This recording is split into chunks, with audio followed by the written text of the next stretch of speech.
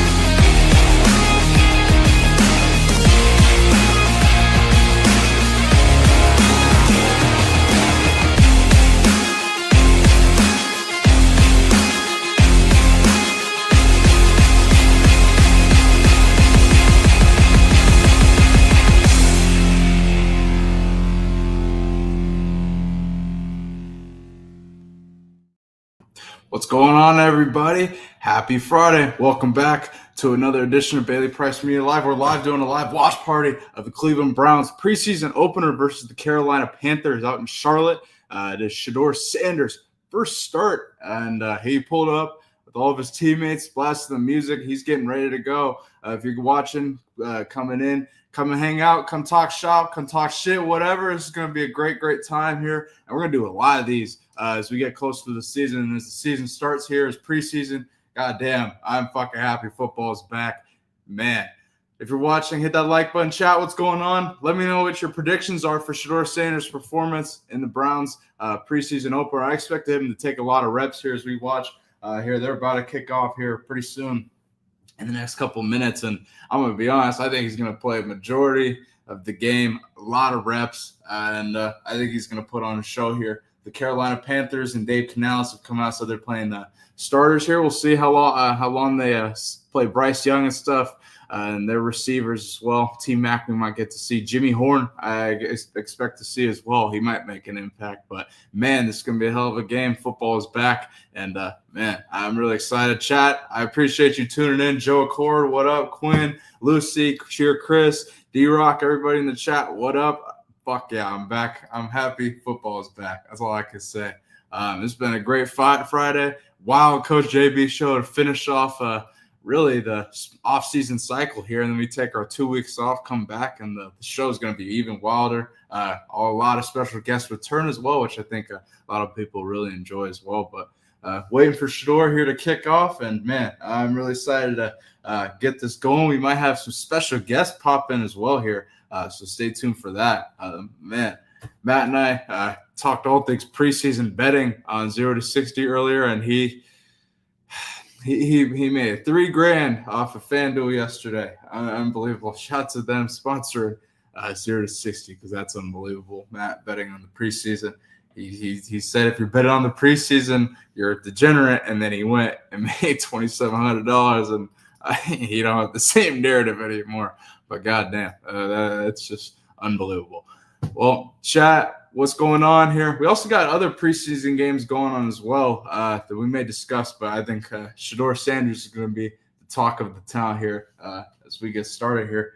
But let's get this going here. Can't wait to see the Browns kick off here in the preseason opener. Shedeur is going to be with a lot of four stringers, so this is going to be interesting. Interesting, I'm going to say right now.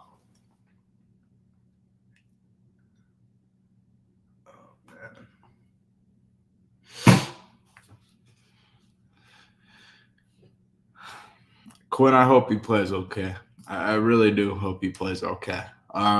If you're asking if I bet on it, Matt and I discussed earlier, we came to an agreement that if we were going to bet on it, we were going to only bet on Cleveland to win. At plus 220 it was. That's it.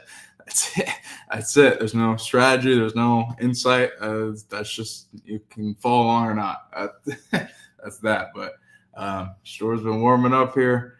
We're in the 12, which is interesting to see him in a game uniform. We're in 12, but I'm with it. I think he's about to really put on a show here.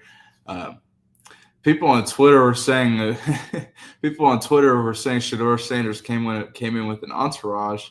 In actuality, those were his teammates. And so shout out to Zach Jackson over at The Athletic for kind of lighting people up on Twitter about that. I saw that. It gave me a crack because, man, unbelievable. I don't know what this long snapper got going with the dances and whatever. Fuck this. Can we just get to the damn game? Holy moly.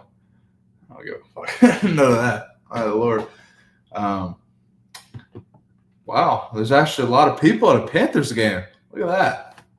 Panthers have struggled with attendance in recent years here, but this is exciting.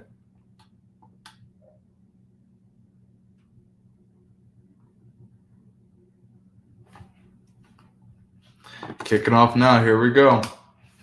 Browns will start with the ball here. So let's see how play calling is for Shedeur. I expect Shedeur to look in a very different. I mean, this is going to be a different looking Shedeur. It's going to be a lot different offense. Might be a lot more of him handing the ball off than you might expect, but we'll see. I think they're definitely going to see what he can do here.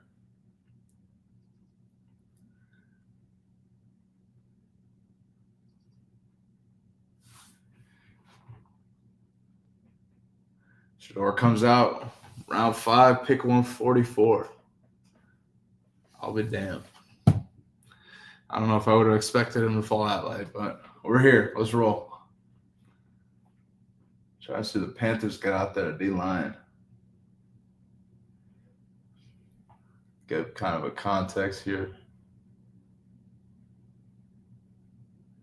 Shedeur and handoff. Good run, though. 5 yards. Tell you what, Cleveland gonna be. If Cleveland can run the ball, I don't know. I mean, I'm excited for Flacco, but it's gonna be tough for Shedeur to get reps. But shout out to Sampson, Tennessee Volunteer alum, getting the rub here. Good carry. Mark Dave Canales. Yeah, all right. That's women in the chat will. Yeah. Oh man! Shout out to Dave Canales for playing the starters though. Some of them. Shedeur drops back, throws, and dropped. Throws a slant. Dropped. Huh. Let me see a replay here. That's interesting. We might see a lot of that. Deontay Johnson, no shit.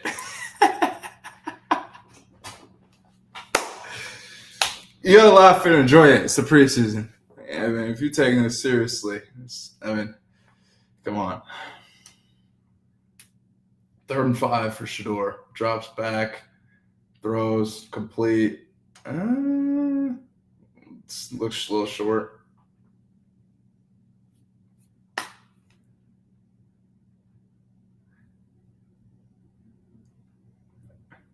I guess. Yeah, nice throw. I mean, it's untouched, but he needs to. That's just what he needs to do. But they called it short, 4th and 1. Guessing they're gonna punt. So, not much to take away from that first drive. Besides, what are we talking? We're gonna talk about Deontay Johnson. Holy shit! Oh man.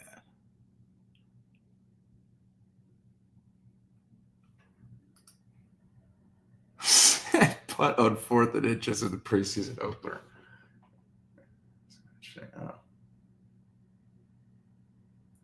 Oh.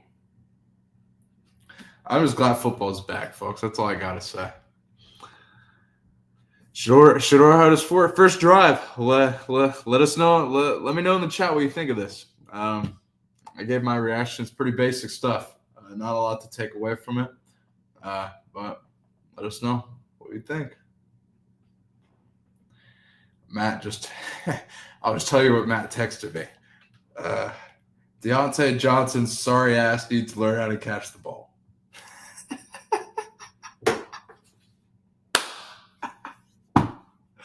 I agree.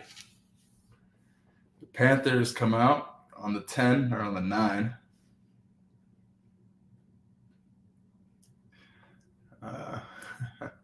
Mac text quick. Good run. Is that Chuba Hubbard back?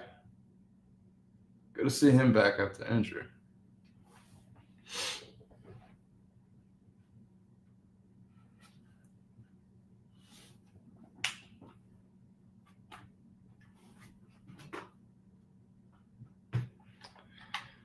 Joe, I think the Bengals have a serious shot at going pretty far, bro. I honestly think, and I said this to Matt, and he thinks I'm crazy. They might have a better season than the Ravens. Call me crazy. I still think the Ravens will make the playoffs, but that's a tough division. And I haven't even brought up Pittsburgh yet. You know what I'm saying? So I really think the Bengals, if they can figure out defense, because they'll score 40, but goddamn, they can't give up 40. If they can figure out defense, they're gonna be a problem.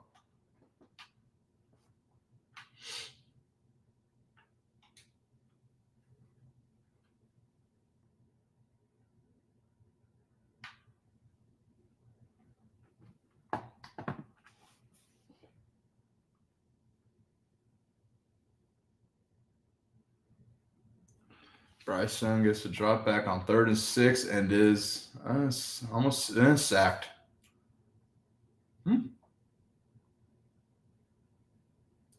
So another drive for Shedeur upcoming here, folks. Bryce Young takes a sack, but not Shedeur. That's what you take away.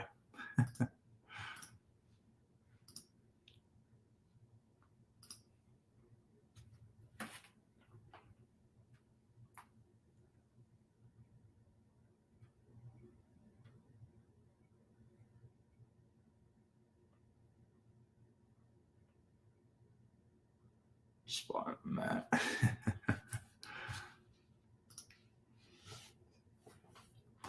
Chris, what up, my man? How you doing? Good to see you guys in the chat. This is going to be a good time here. Here's another drive coming up for Shedeur.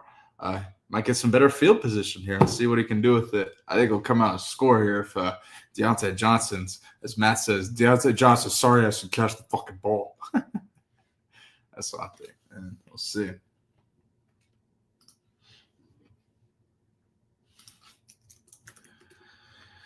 In other games around the league, the Lions are taking on the Falcons with Hendon Hooker, a Tennessee Volunteer, alum at quarterback, which that makes me happy to see him come back from injury because I always thought he was a hell of a player. He did a hell of a job at Tennessee in his last year. Man, he really is a hell of a player. Unfortunate injury late in the year, too, which really hindered his draft stock. But I think if he works his way up, he could really be a solid quarterback, but also, even a solid backup. Hendon's a hell of a player. The Commanders kick off against the New England Patriots at 7:30. One thing I'm looking forward to in the Patriots game, I mentioned this on Matt's show, and Chris, you'll appreciate this. My guy Efton Chisholm over in New England, Eastern Washington alum, former teammate of mine, hell of a player. I really think he's going to catch some eyes in this preseason game. I'll just tell you, Efton always finds a way to make a play or two, no matter where he is, and no matter where he is on the depth chart either. And I really think Efton already is really caught some eyes in Patriots OTAs and minicamp and in a training camp, really. And preseason is really where you let everything shine, kind of like with Jonte Wester last night. So watch out for Efton Chisholm in New England. Young Wes Walker, but let me tell you, so Efton is a freak. Like Efton, I told this on my show a few months ago, but Efton and I were at camp, and he's a white boy, and white man can't jump bullshit for Etten, because I watched him at Oklahoma drill. We were going to jump over some motherfucker, and I was like, hey, he's special. And I already knew that playing against him in high school. He was a hell of a player. He went, obviously, to high school, he played both ways. He was playing us both ways, and he's a hell of a player. So it doesn't surprise me with all his success. And he's a great kid, too, great character. So expect him to do well tonight.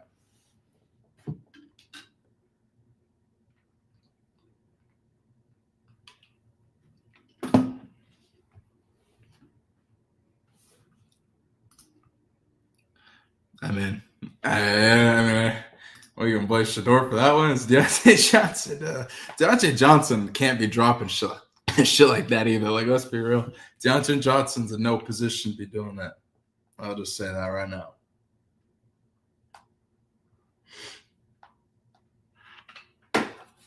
All right, next drive up for Shedeur here. Loose is Dave Canales.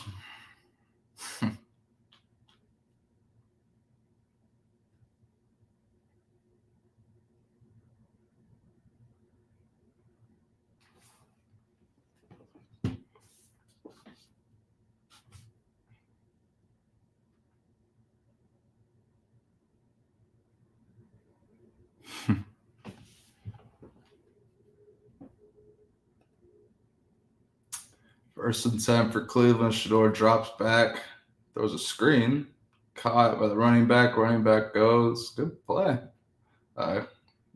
Cleveland's over the 50, about the 45. Good play. Great play by Shedeur. It's just a screen, but let's go. He's running the offense. Keep it going. See him lead him down and score here. Just needs scoring drives. That's what he needs. He needs efficiency. So I'm with it.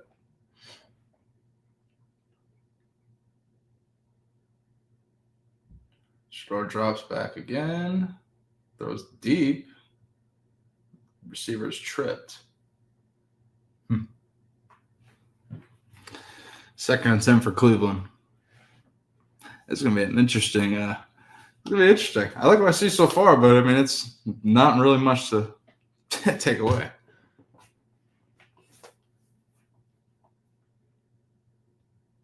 Biggest takeaway is Deontay Johnson.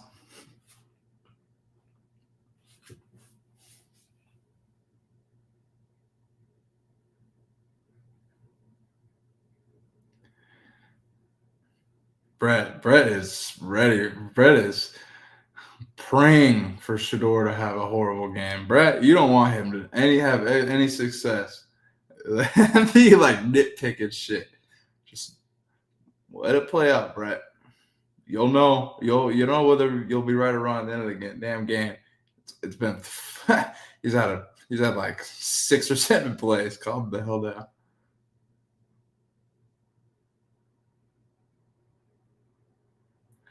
Third and 9 for Shedeur in Cleveland. About the 45, 46. Shedeur drops back, rolls out, and runs. Good. Slides, too. Yeah, slide. See, that's what you need, too. Good shit. At least he's not like Anthony Richardson.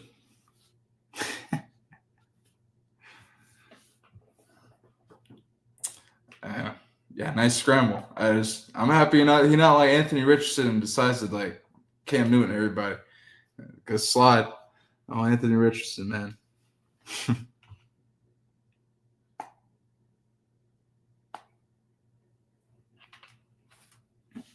First and 10 for Cleveland. Reverse. Whoa. White boy tries to jump over. Oh, boy, that did not work out.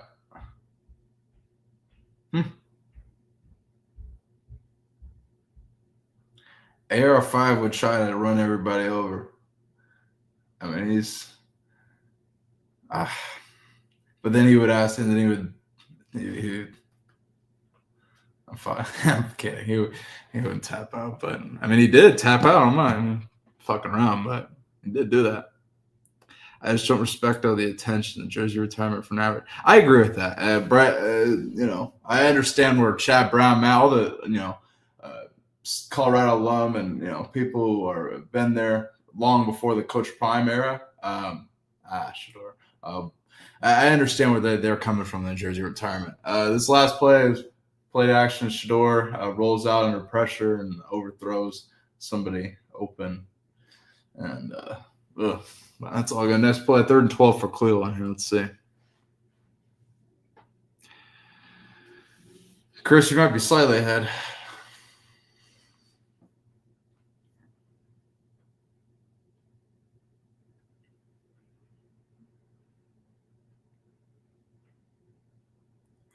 We're actually, and typically in watch parties that Matt and I used to do is a lot more behind than this. I'm going to say that.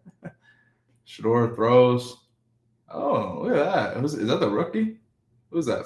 No, that's not Fannin, is it? Who is it?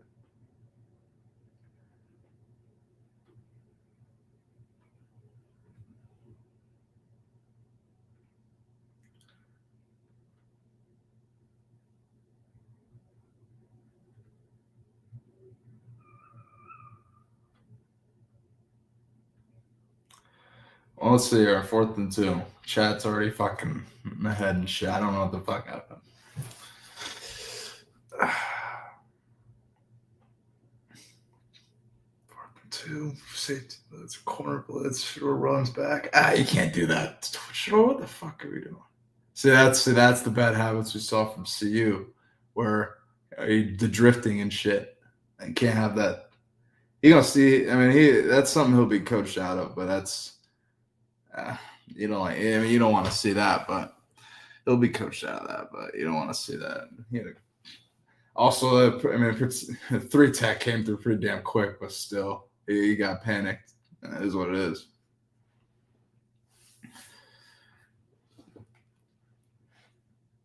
Yeah, kick the field goal, 100%.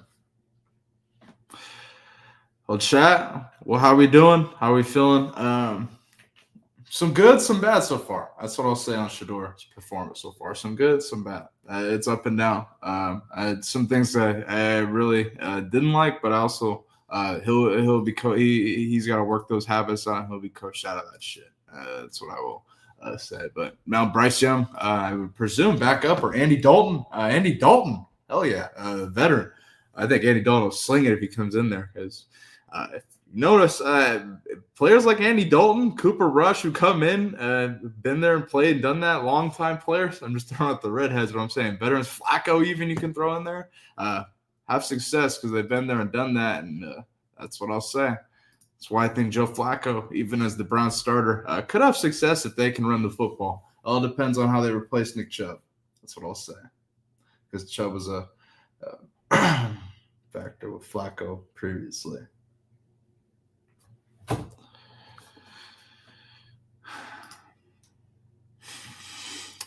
I hope he wins games too. I hope he wins games. I'll say that. I hope he gives Jimmy Horn the ball because I think they got a hell of a stud, Jimmy Horn. But I'll see. He's got to win games, Lucy. He does. The clock's ticking. That's what I'm gonna say to that. Clock is ticking. Coach JB on Twitter. Why go empty with the rookie on 4th down? That's a great fucking question. There's a lot of question marks here. I'm gonna say that. Brown schematics. Why go empty on 4th and 1 with the rookie? Especially if the Panthers defensive line. You see the 3 technique? Fucking, that was like I'm not gonna say nothing, but he got through quick. Bryce Young back out with Chuba Hubbard at running back, Thielen out there, receiver. Let's see what they do. Leggett and T-Mac. Bryce Young deep to T-Mac. Nice catch on the sideline. Damn. Nice play. Nice throw by Bryce Young, too. Look at that. Nice play. Fuck. Football's back, man. Shit, let's go. Football's back. I'm with it, man. Good to see T-Mac out there. That was a hell of a catch on the sideline. Let's see here. Nice. Yeah, that was a good play. Yeah, I like that.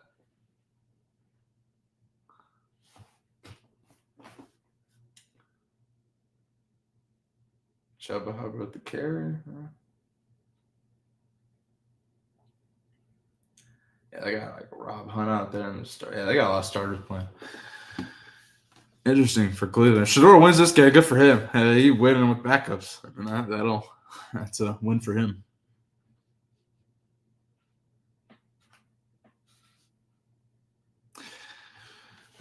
Let's see.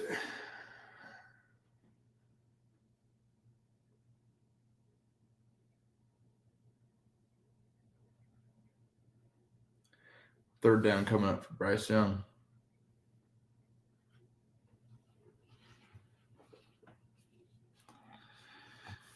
Yeah, Brian, I'd like to see the replay on that play. But if there's a fight going on, actually, Xavier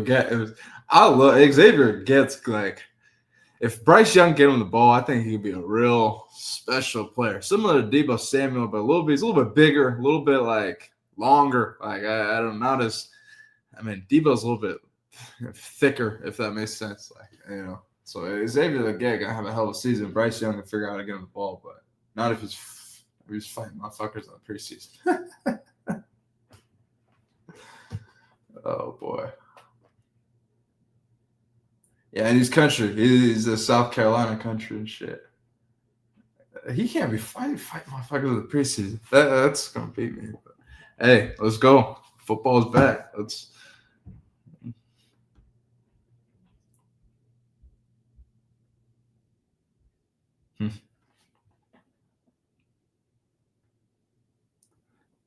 Brian, they're playing in Charlotte on the Panthers. Just remember, this ain't so what I'm gonna. That's all I'll leave it at. If you're talking about field conditions and Charlotte, and etc.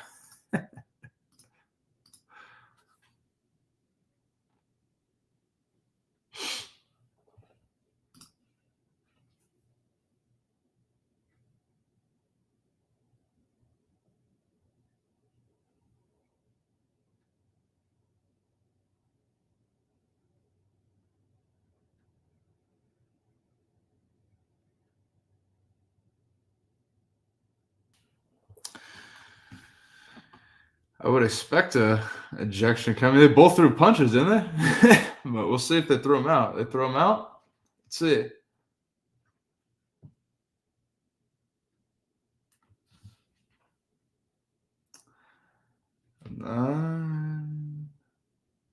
Yep.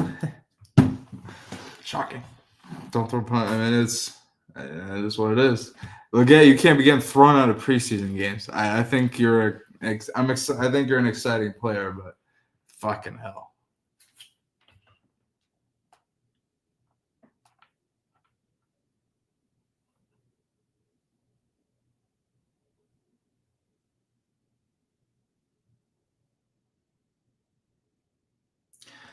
Underdog on Twitter. Shedeur has 11 more rushing yards than Ashton Genty last night. Social media, it's all for clicks and likes, right? Thielen dropped I don't know. It was kind of a broken play, but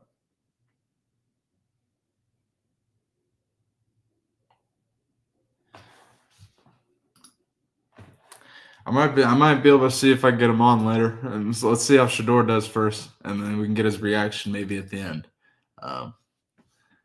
Big Matt said he might hop on here. There's not a lot to talk about right now. Wait till stuff starts happening, and then you might see some special guests pop in.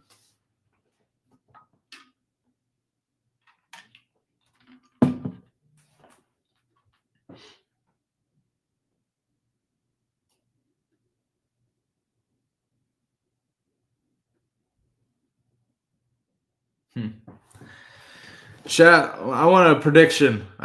Cleveland Browns record. Because I'm going to presume Joe Flacco is going to be starter, and they're going to keep 3 quarterbacks, and I think they'll probably keep both the rookies. I think Kenny Pickett's traded, and Tyler Huntley's a camp quarterback, like we saw Mary Kay Cabot say on the show yesterday. How many games are the Browns winning with Flacco? Because I think if the Browns have any success with Flacco, it's going to be tough for the 2 rookies to really see action. But also keep in mind, the Browns have a decent roster. Like, I don't know how they figured out to struggle as badly as they did in the win-loss category last season, because they have a solid team. And if they can run the football, they're going to be fine. Defensively, they're tough. Myles Garrett's a freakazoid, and he ain't the only one they got. The offensive line's pretty solid too. So Mason Graham here, and you see Mason Graham. T-Mac, before I go on, T-Mac's making an impression. He's kind of their pass there. T-Mac's making an impression early, but I'm seeing 4-13, 9-8, 9-8, 6-11. Let's see. I'm gonna say I look at them kind of how I look at the Giants. I think if you're looking optimistically, you say 8 wins, but if they don't, they're not going to get in the playoffs winning 8 games. They're in the toughest division in football, so it's going to be tough for them. I don't know. I show them play action. Thielen. I'm sure we're going to see Hunter Renfrow. Hey, Hunter Renfrow. Pretty sure on the Panthers. We're going to see Hunter Renfrow run like a route, and he's going to cook somebody.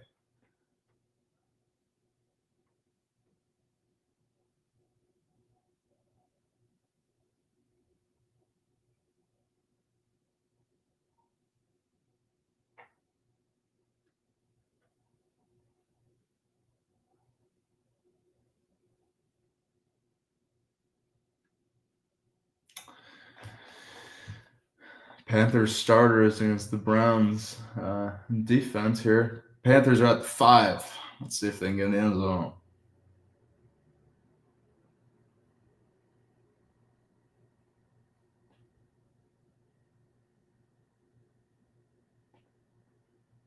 Quinn, I said if you're talking best case scenario with Flacco starting, that's what I said. 8 games is ideal. T-Mac,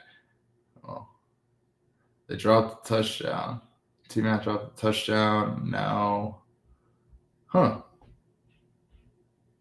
gotta see this again. Let's see. I guess this is a timing thing.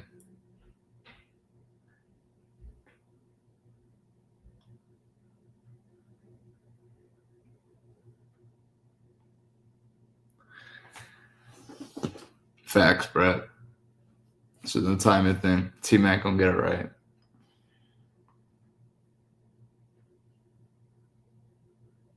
Bryce Young drops back, keeps his eyes downfield, and throws a touchdown. Panthers. Okay. So the Panthers on the board here. No. Almost time for Shedeur again, another possession, but Bryce Young throws a touchdown. Panthers starters, I'm going to presume they might be done after that, but we'll see. Let's see how much Dave Canales wants to play starters in the preseason. We saw Joe Burrow and Jamar Chase get several plenty of action last night. So we'll see. Good play with Bryce Young. They're rolling out, keeping the play alive, keeping his eyes downfield, and completes it. Touchdown, Panthers.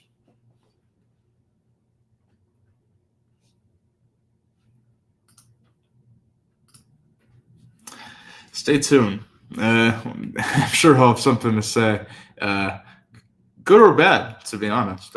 Stay tuned. That's all I'm going to say. Dalvin the Truth, shout out to you. Your Twitter is wild, homie. He said I'm just going on Twitter. The first thing I'm seeing is his Twitter saying some interesting things to Deontay Johnson. So, shout out to him.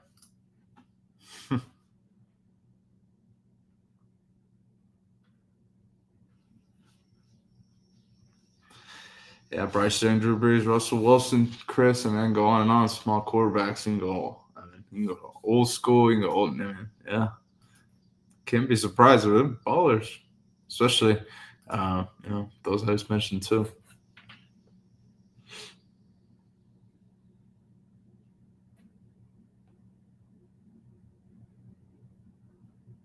Biggest takeaway from the game so far is T-Mac.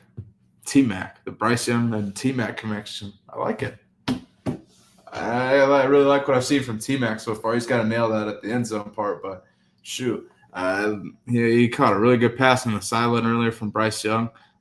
And, man, it's really exciting. He's a hell of a player, and I don't know. We'll see how the Panthers look, but they got to figure out their offensive line problems, in my opinion, and Bryce Young's got to really lock in. And those are the two biggest things, and they might be all right, but we'll see. And Xavier Legette can't be fighting motherfuckers in the preseason, getting thrown out of games. That shit is. You can laugh at that. It's not. Can't have it. Can't have it.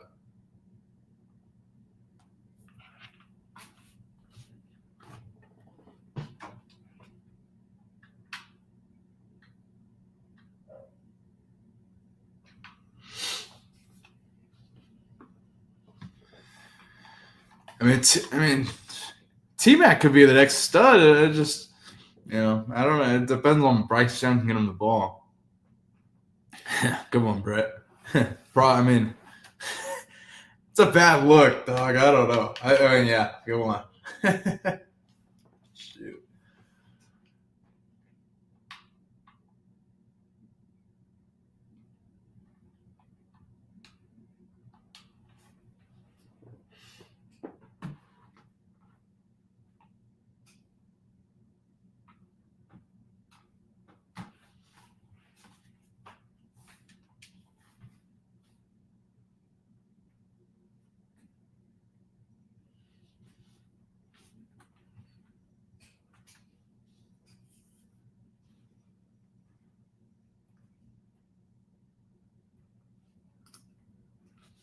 Dawson and Shedeur and how I think it'll play out. It's up to him. I mean, it really is up to Shedeur, but also I really think it's determined on how good Flacco plays, because Shedeur's battle is against Dylan Gabriel. They ultimately picked Dylan Gabriel ahead of Shedeur. Cleveland's about to have another possession here and just returned it.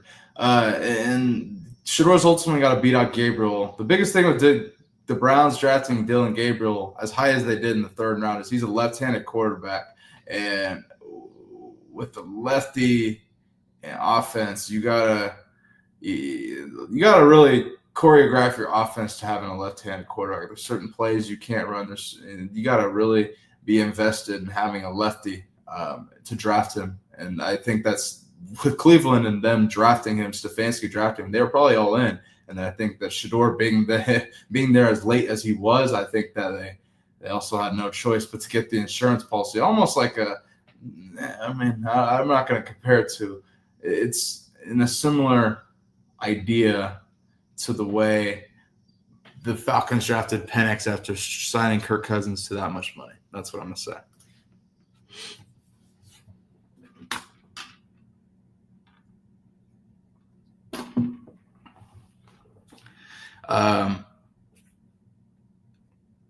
Wayne, you're gonna know a lot more answers once we find out how Gabriel plays, because Gabriel's gonna be the one who gets action first, not Shedeur.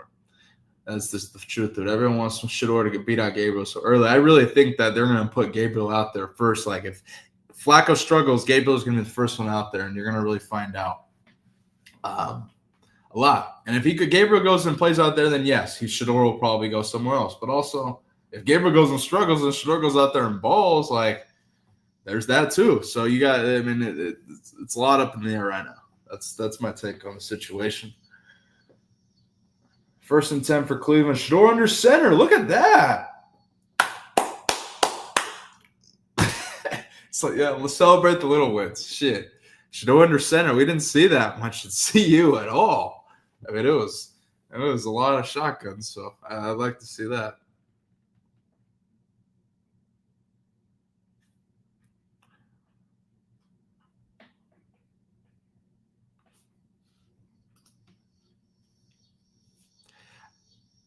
I'm not gonna say. I mean, it's tough to say that though. I mean, yeah, he's more NFL ready. Sure, he's played against more experience and played against more. I guess if you call it a higher level of talent, but also that doesn't mean anything.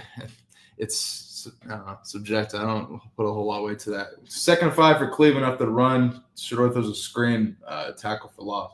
3rd and 7. We'll see how they respond. But I don't know. I don't. None of that matters now. Like, that's kind of my thing.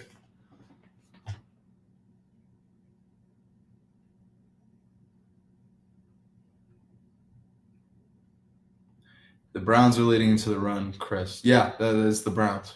They're going to do that. Which, honestly, I like for Shedeur. I think it'll open up stuff for him. If they can have a run game and whoever starts there, like that's going to be gold. So, what the hell? I mean, everything about that play looked mistimed. The offensive line looked all fucked up. Everything was all over the place. So, timing was just off. Everything on that motherfucker. Preseason. That's what it is.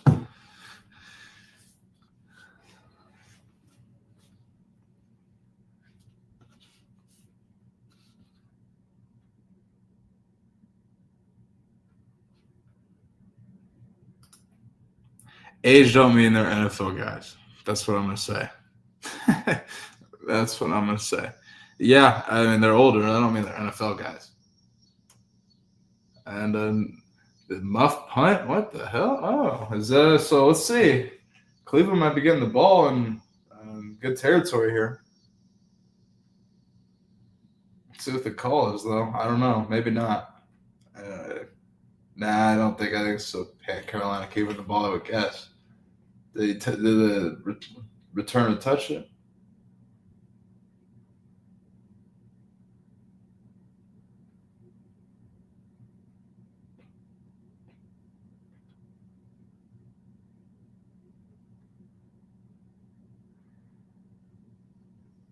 Yeah, so that I mean that's just see. It looked like he touched it. Am I tripping? Like what?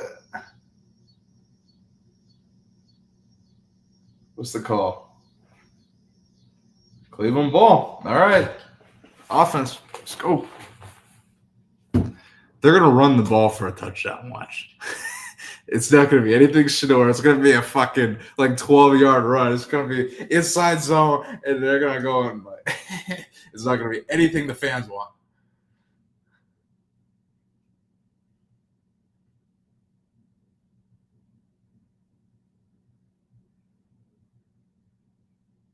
From the 10-yard line here, first and goal.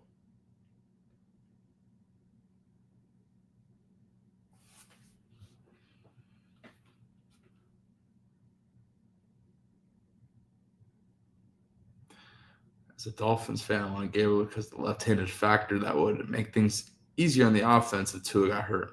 Yeah, that's a good point. That's a good point. But I've heard a lot of good things about Quinn Ewers, Brett. I don't know about you. I've heard a lot of the good things about him coming out of camp. Run for the Browns. A couple yards. We might get to see a Shedeur touchdown here in a sec. Or maybe a run or something. Maybe Shedeur uses his feet. I don't know. Let's see what the Browns offense. Let's see what Stefanski dials up.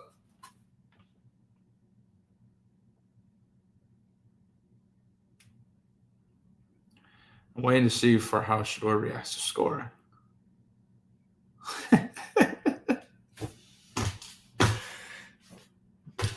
He's gonna do what he does. End of the first quarter, 7-0 Carolina Panthers. The Cleveland Browns have the ball on about the 7-yard line here, and about I think second down. Shedeur's about to really start and see if he can go score a touchdown here. His first NFL touchdown here in the Browns preseason opener against the Panthers in Charlotte. Folks, I appreciate you watching here so far. If you're watching, go ahead and hit that like button, subscribe. Become a member of the Bailey Price Media Army today. I appreciate you all tuning in. Chat's popping. I appreciate you. We're going to be doing a lot of these live watch parties here during the season, so I can't thank you enough for tuning in. I'm gonna stay strong in my prediction. This is going to be like an inside zone, and that's how the Browns will score. I don't know. I feel like they're going to be slow as Shedeur. I don't know. Everyone wants Shedeur to score so fast, so I feel like it's going to piss people off a little bit. But man, who knows? Maybe he comes out there and slings a slant route or something. We'll see.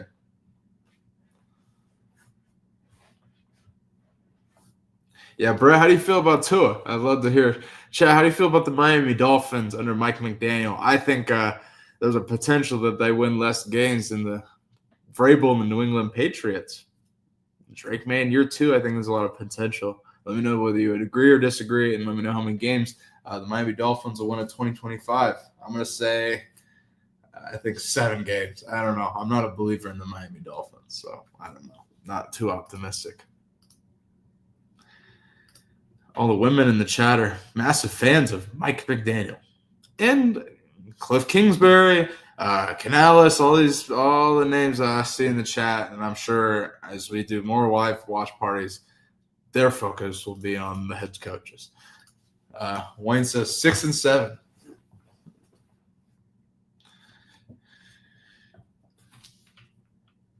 I say 7 games. That's my ceiling for the Dolphins. They do better, good for them. I don't know. I got Mike McDaniel. When I was optimistic until they don't. When they go play in the cold and they do kind of weird play calling, they are like scared and skittish and don't run the fucking ball, and it pisses me off. Mike McDaniel, you make me not a believer in you sometimes.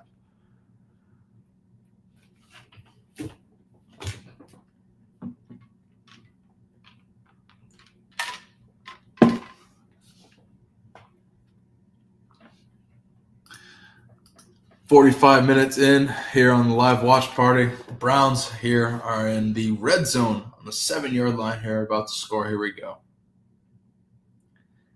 Y'all some Mike McDaniel haters. I like his schematics, but it's like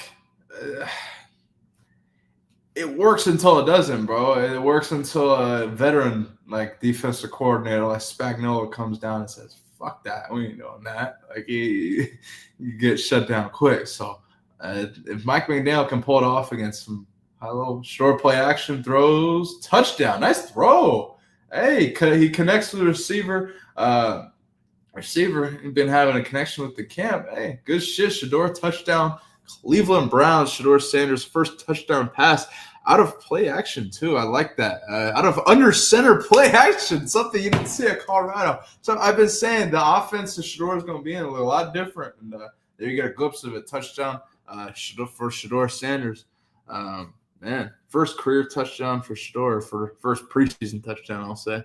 But I'm happy that we get to see him in a different offense and coming out under center play action. Shit, I'm with it, man. Love it. Tie game 7-7 as the second quarter begins, and as the Browns take on the Panthers out in Charlotte. Roberto, what up, my man? Greetings. You can tell Tyreek Hill doesn't respect him at all. I'm talking about Mike McDaniel. Yeah. I don't know. It's personally, and I didn't play as long as Matt or JB or a lot of people, but it would be tough for me to respect a coach like that versus a coach who's like, I don't know, isn't as like an analytical guy that didn't play at all. Like a Mike McDaniel, I mean, or not didn't play at all, but like been there and done that and is prominent like that. I don't know. I look at Mike McDaniel a little bit differently as like a player perspective. You got to understand, like in the locker room, what you're thinking of. Not like, I mean, a coach is a coach, but at the same time, you look at it in the locker room, and I mean, I think there's a big difference if Mike McDaniel yelled at you versus Coach JB yelled at you. That's what I'll say.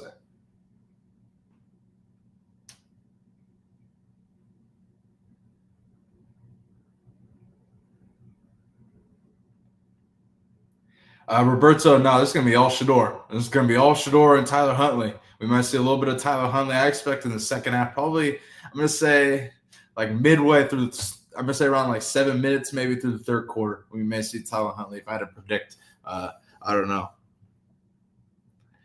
Tyreek Hill is a great football player, but he's kind of a shitbird, really, and he done a lot of fucked up shit. So I don't know, but I'm not putting respect in Tyreek Hill either. And I hear you, Brett.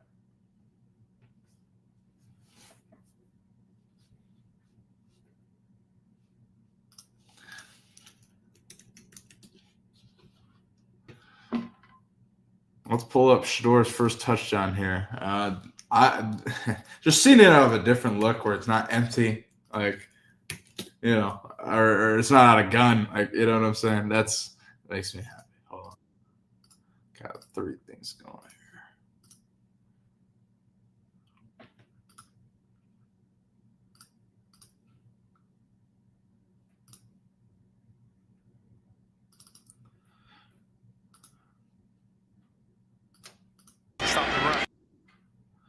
So Shedeur under center, which honest, this is something I really like. I would say. The action rolls out. I like it. I like it. I'm leaving that shit right there. Shedeur coming out under center. Fuck yeah. The Panthers have Andy Dalton in now, and he throws a ball to T-Mac in traffic. Incomplete. 3rd and 7 for the Panthers here. We'll see if the Browns get off the field, but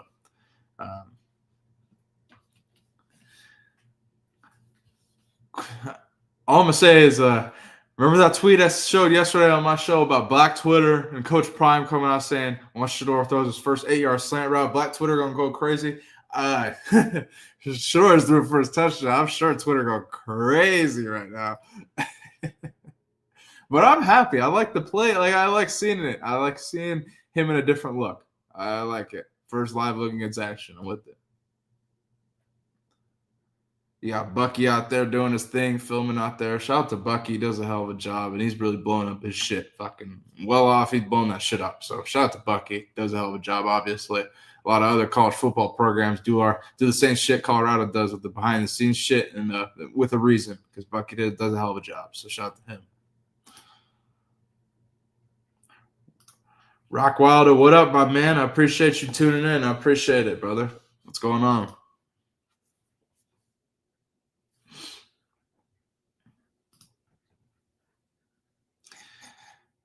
Yeah, well, Mike, we can discuss that once we get the full scope of the game. Hey, look, Jimmy Horn. Jimmy Horn's out there. Let's go. See, Jimmy Horn. I'm with it. My guy. See if Andy Dalton can give Jimmy Horn some action here and put him in motion. Jimmy Horn fast as shit, though. God damn. I know he ran like a 4.3, like high 4.3. Jimmy Horn is quick as shit now. Like there's 40 speed and there's like football speed. He is fast as shit. So good seeing Jimmy out there. Man, but holding on the Panthers, that'll move him back.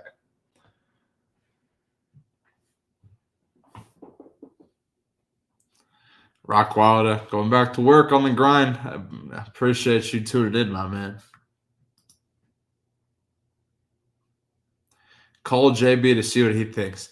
I think he would keep mad at me for calling him about a preseason game where Shedeur threw his first touchdown. I don't think he'd be very happy with me calling him about that. I'm going to be blatantly honest with you. But, I think he's on a yacht right now or something. Jimmy Horn with the catch. Nice, Jimmy. We'll quick route there.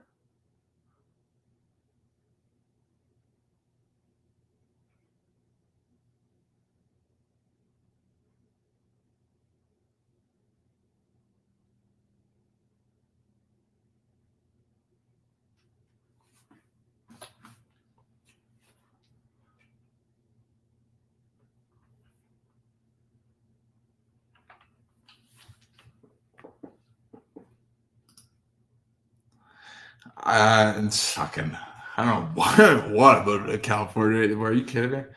Fucking expensive as shit. And they got all kinds of fun politics going on over there. Shedeur's about to come on the field again. Andy Dalton was sacked.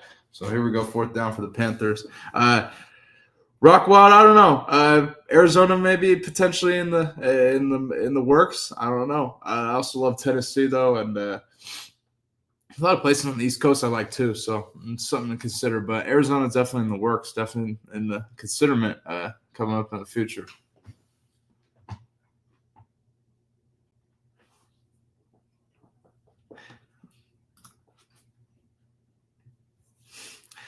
Exactly, Chris. Exactly. Cesspool.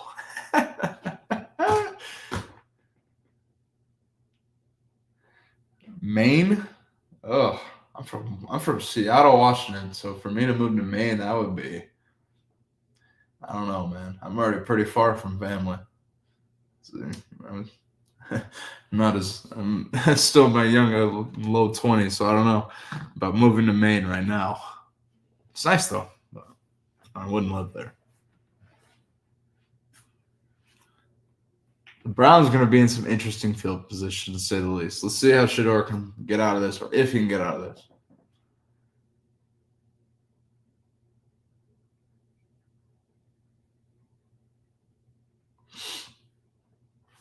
Lucy, Texas is also definitely in the question. I fuck with Texas heavy. I would, and it's closer to the West Coast too. Definitely definitely is an option.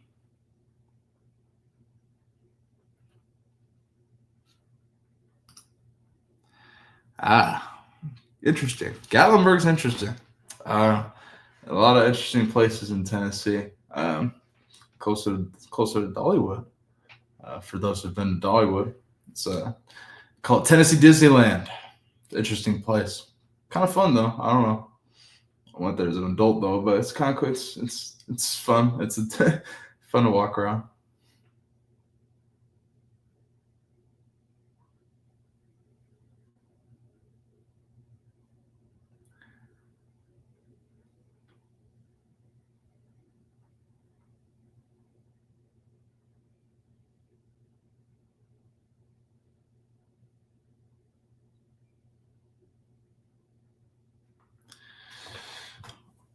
They were showing Dave Canales and going back and forth with the refs and all kinds of special team stuff that I'm sure fans just love to appreciate. Second quarter, 11 minutes and 11 seconds left. 7-7. We'll see if how Shedeur gets out of whatever his field position he's in. They might be punting or doing whatever the hell they're doing. But man, this has been a good start to this watch party. All those tuning in, Chad, I appreciate you tuning in. It's popping here. I appreciate you guys tuning in, man. See if we have some special guests pop on here as Shedeur gets more reps, and we'll see more of how he performs in his first live action in the NFL. Just watch this one more time here. I like it. I like seeing how to play action. Off the play fake, Shedeur Sanders into the trap. Seen some good and some bad. That's some good right there. I like it.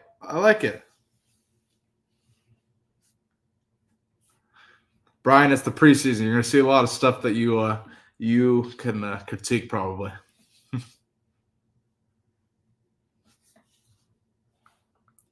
Hillbillies of Gatlinburg. Go all over Tennessee. Tennessee is an interesting place. It was quite the culture shock for me moving out here out of Seattle. I learned a lot here, a lot of different stuff here. The South is quite a change coming from the West Coast.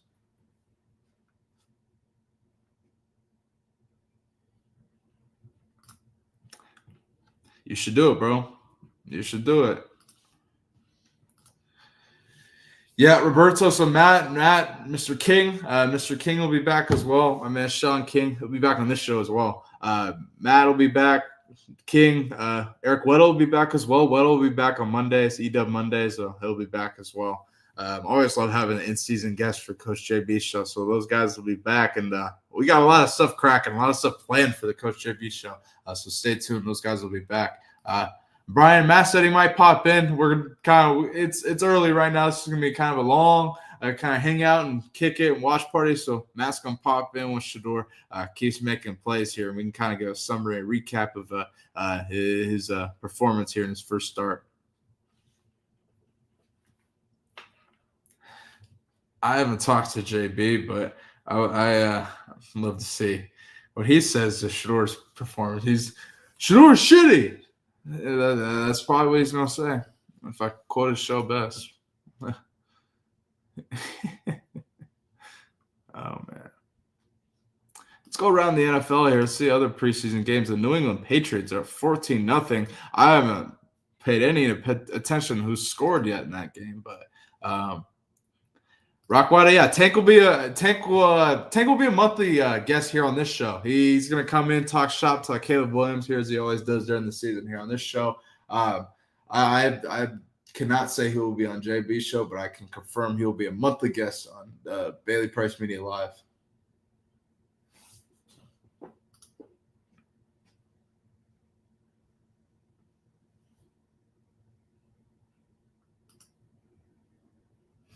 No doubt.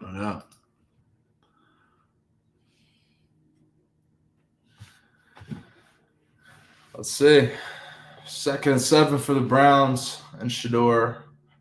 Another possession. Shedeur drops back, throws on the sideline, complete. Cool. Good completion, 3rd down. Let's see. Another play.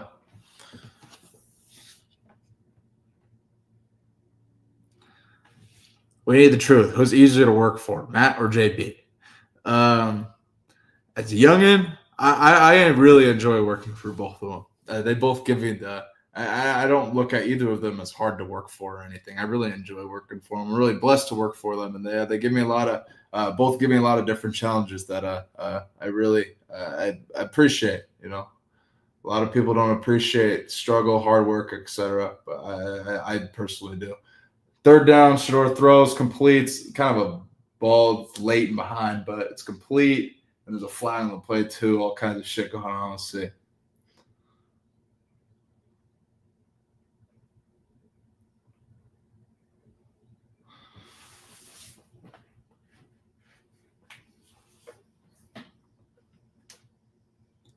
Caleb. Shit. Oh, man. Caleb Williams. Is that really what we're going to start in the chat now? I can't wait till Tank Johnson comes on because I've had a lot of conversations about Caleb Williams and the Bears and all the rumors coming out about Caleb Williams struggling in Chicago Bears training camp so far. And you've heard Tank Johnson on the show. He wasn't a believer from the jump, but when we've looked at being optimistic with Caleb, and now we've kind of Tank and I have kind of addressed some of the concerns here. So this is a proven season for Caleb Williams, and the clock is ticking. That's what I'm gonna say.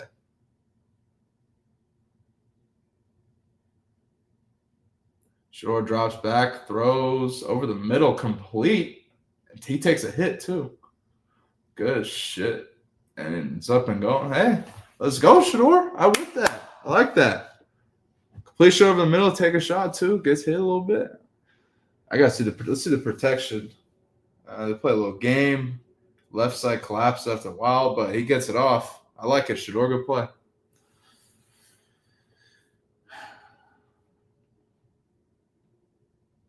Shedeur's under center again. Again, this is why this is up. Shedeur's under center. You celebrate it. Play action, rolls out, pump fakes, runs. I wish he would have slid there, but fuck it. 1st down, and he does the little celebration, little Watson shit. He didn't get the first, but fuck, that was a 2nd and 1. With it. So you gotta get. I congratulate him for sliding, or didn't I say good job? But goddamn, you got to slide there or get out of bounds. Can't be Anthony Richardson, but I like it. Offense is rolling. He got him out of bad territory. Now they're at the 35, 36 yard line. 2nd and 1. Shedeur turns, throws, kind of in traffic and dropped. Kind of high. Let's see. 3rd and 1 for the Browns. I would hope they'd run the football here, but we'll see. Brian, I reached out to JB after I stopped playing football a few years ago, and started doing social media stuff for him after I stopped working with my former trainer, and the rest is history. Started working with Matt Machesi, started doing 0 to 60 and helping his show, and man, the rest is history, man. It's really JB's been nothing but good to me. There's a reason he calls it the realest show, because he's the realest motherfucker, man. He's been nothing but good to me. So I appreciate him. I appreciate Matt. Like, Browns go sneak on 3rd and short. They can.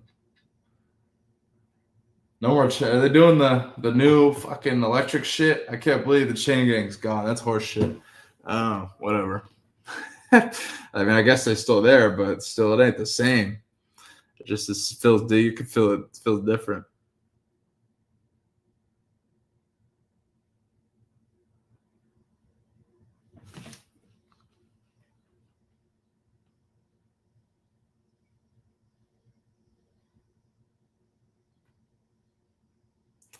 And the run for the Browns here. What else we got in the chat?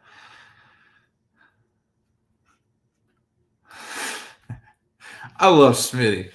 we don't agree politically or anything. And a lot of stuff Smitty and I disagree on, and that's fine. I like it. I think Smitty does a hell of a job on the show. I think he's a great ice to JB's fire. I really do, and he rubs a lot of people the wrong way, which is I love it. People let him have it. No, that's part of the game. I love it. You agree or disagree? Shedeur throws over the middle on 2nd and 13 incomplete.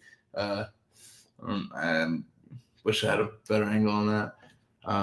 But yeah, I shout out to Smitty, man. That's my guy. He's been on the show. He'll be on the show during the season, I'm sure. And that tipped. I was a little behind. A little bit behind there, Shedeur. I don't know.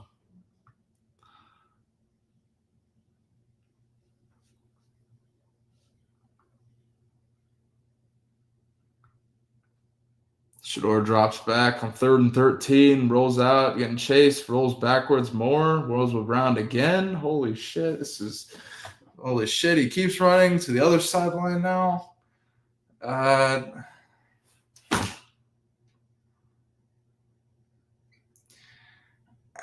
I like to see. I wish I could watch football games from end zone views. I wish I could only watch it from the end zone view so I can give an instant reaction to shit because I can't see half the fucking play. But him running around and shit that's you gotta cut that shit out. It ain't going nowhere. But 4th down for Cleveland. They're punting 7-7. Cleveland and Carolina and Charlotte. 5:55 left. Cleveland's about to punt here.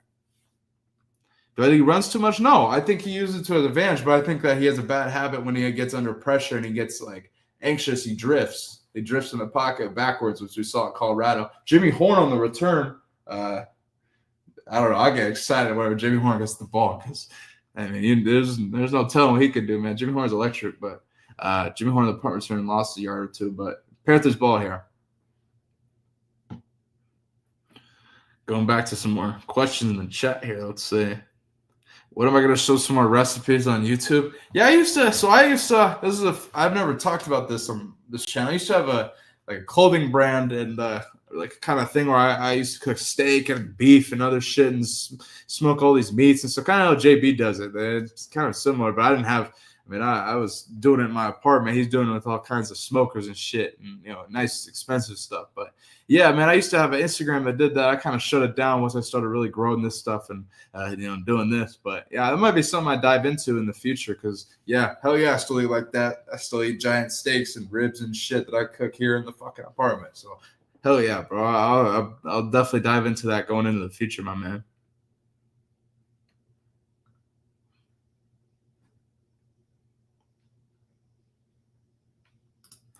It's cringe seeing dudes in the 40s with the Sanders jersey on. Okay, I don't agree with that, but that's a funny comment. It makes me chuckle a little bit. I don't agree. I think I don't know. I if I went and bought a Sanders jersey, I'd rock it. I think it would be cool, but I don't really like wearing NFL jerseys or really football. I like the jerseys when you play where they're cropped and they're super tight. I don't like the fucking long jerseys and shit. I don't wear that shit I'm not a big fan of that. I have a 2002 Michael Vick jersey that I've rocked every now and then. I might have seen on this show every now and then, but I don't really rock jerseys too often. But maybe I'll invest in a nice tight, the stitched Shedeur jersey maybe. Football players know what I'm talking about. That's what I'll say on that.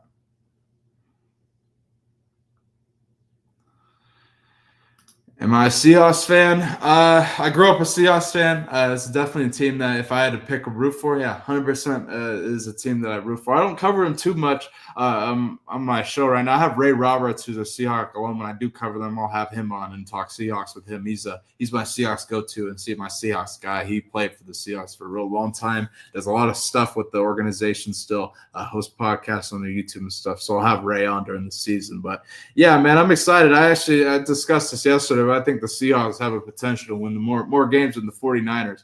The more I think about it, I think the 49ers are kind of in trouble. I think Brock Purdy having less weapons with him getting paid more might be a problem. That's all I'll say because I don't know if he's was the determinant for them going to the Super Bowl. I think he was in a really great situation. That's what I'll throw out there. Panthers have the ball back here. As the second quarter winds down. 5:30 left here. See if Shedeur gets another touchdown here or something before the half closes out. What's up with the Discord Fantasy League? Rockwad, I'd love to do it, but also keep in mind that anything with the Coach JB show, I have to coordinate it and run it. So I already got a lot of stuff cracking. A fantasy league is just another thing on my plate. So if enough people holler at me and say, "Hey, I want a fantasy league," well, that's something we'll actually invest into. But keep in mind, it's a lot of coordination. Like I'm especially with fantasy league where we want to have thousands of people. That's a lot of you can't just do that shit on ESPN. Like you got to really coordinate that. So that's something I will know. And I'm just being transparent. You know what I mean? Because I work for the realest show. I'll keep it real. Andy Dalton completes a Jimmy Horn. Colorado receivers seem to be doing pretty well. That's what I'll say. LeJohntay had a hell of a night last night. Shit. Huge punt return.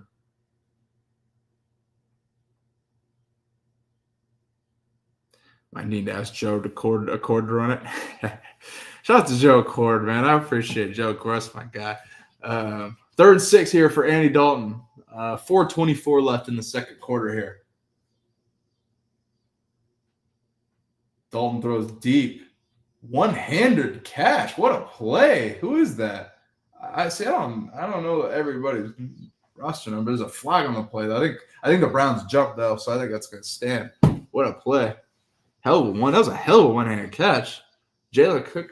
Oh, way. Undrafted kid too. Good play. I like that.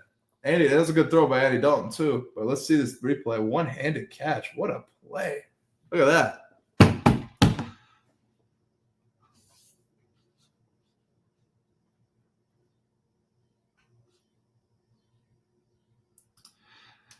Yeah, they will. Seahawks wearing the throwbacks, and they have another throwback that I don't think anybody is besides the Seahawks fans that I talked to, nobody's seen them, and they're about to be fucking even better than the throwbacks they have now. I think they're even more. I've seen kind of shit behind the scenes.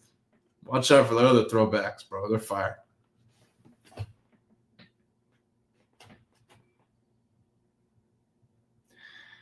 Unfortunate. That shit was hell of a play, though, dog. Called back by a fucking. I wish I could see a replay and judge the call there because I can't see the offensive lineman on the replay. But that one-handed play by Coker was called back, unfortunately.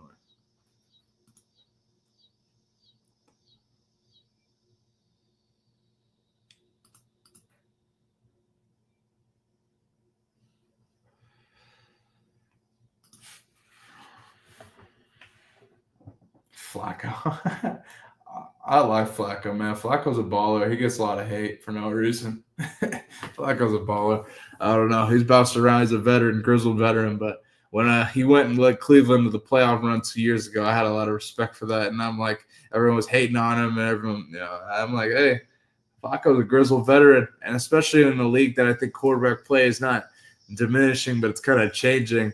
When the old school cat went in there and did that, I really, really liked that. Who would win a boxing match, Smitty or JB? Ah, shit, dude. You're asking me that shit. Ah, man. Everyone, the obvious answer is Smitty because he's way younger, but also Smitty's JB's like 6'3". You got to remember, JB's not Smitty is, and I'm 6'1". I'm 6'2", 6'1". I don't know, but I'm taller than Smitty. Smitty's 5'11". And so you got to remember, JB's 6'3", and he's got length and, he's a quarterback. I don't know. So it's boxing. It's not like it's not like an Oklahoma drill. So I wouldn't sit here and knock JB at all. Oh, grown-ass man strength's a real fucking thing. So I don't know. Smitty is not 5'5". Everyone's saying he's 5'5" is crazy. He ain't 5'5", but I mean he's about 6 foot, about 250 or so, but he's wide. He's a defensive tackle. So it makes complete sense why he played at Ball State and why he played defensive tackle. He's built like that. You know what I'm saying? He's built like a D tackle. You know what I'm saying? So he built like Aaron Donald, kind of that build, that lower, smaller build. that's really an ideal build for a defensive tackle. Really tough to block. I mean, they're like, a guy like him, at least from my perspective, playing center is a lot tougher to block than a 6'6" fat fuck. That's what I'll say. A lot harder to block because they're a lot quicker off the ball, usually a lot more athletic, a lot better with their hands, etc. A lot smarter. I'll even throw out there, like, you know. But shout out to Smitty.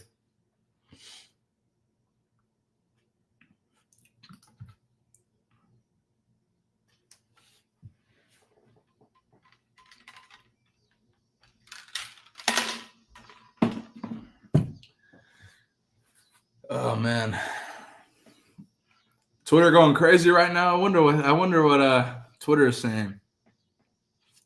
Let's see what Twitter's popping. What's going on in the Patriots game? Kyle Williams. I've seen him run nasty routes, but where's Chris? Chris in the chat. Chris, what up? Describe. Yes. So Rockwilder is that Chris? Rockwilder is asking you, Chris, about me or Smitty. I'll let you answer that. But embrace native. Oh my God. Describe me to someone for you. What? I'm taller than Smitty, but Smitty's he's wider than me though, if that makes sense. He's like he built like a D tackle. I don't know. But we're built like Smitty's arms, I guarantee, are my wingspan is probably a lot longer than his. I probably have longer legs than his. It's just different build. If that makes sense. 5'5", Mike. You guys are horrible with Smitty, man. You guys try to dog Smitty. Play action for Shedeur. Throws the screen. That's more of and it kind of goes lost yards, but different looks for Shedeur. Chris, yeah, answer. Rockwilder wants to know. What happened with Nadu? Nadu doing his thing, from what I understand. I have no comment on JB and Nadu, and that they just, when channel got hacked, shit went, different ways. Both, parties went different ways, and that's that. Jeff's doing his thing now in the betting world and the mafia world as well. I see he's kind of moving his channel up, kind of opening up a little bit from the mafia. He's been talking to mafia for so long. Sure. Whoa. Look at that play. White boy's limping after that, but that was a hell of a catch, though. And Shedeur, nice throw. You got the damn, dog. I wonder what the atmosphere is actually like. The one-handed catch though on the sideline for Floria, who Shedeur's been having. I mean, he's had a good connection with him since Brown's OTAs. Shit, he's coming up hobbling, but what a catch on the sideline, one-handed catch.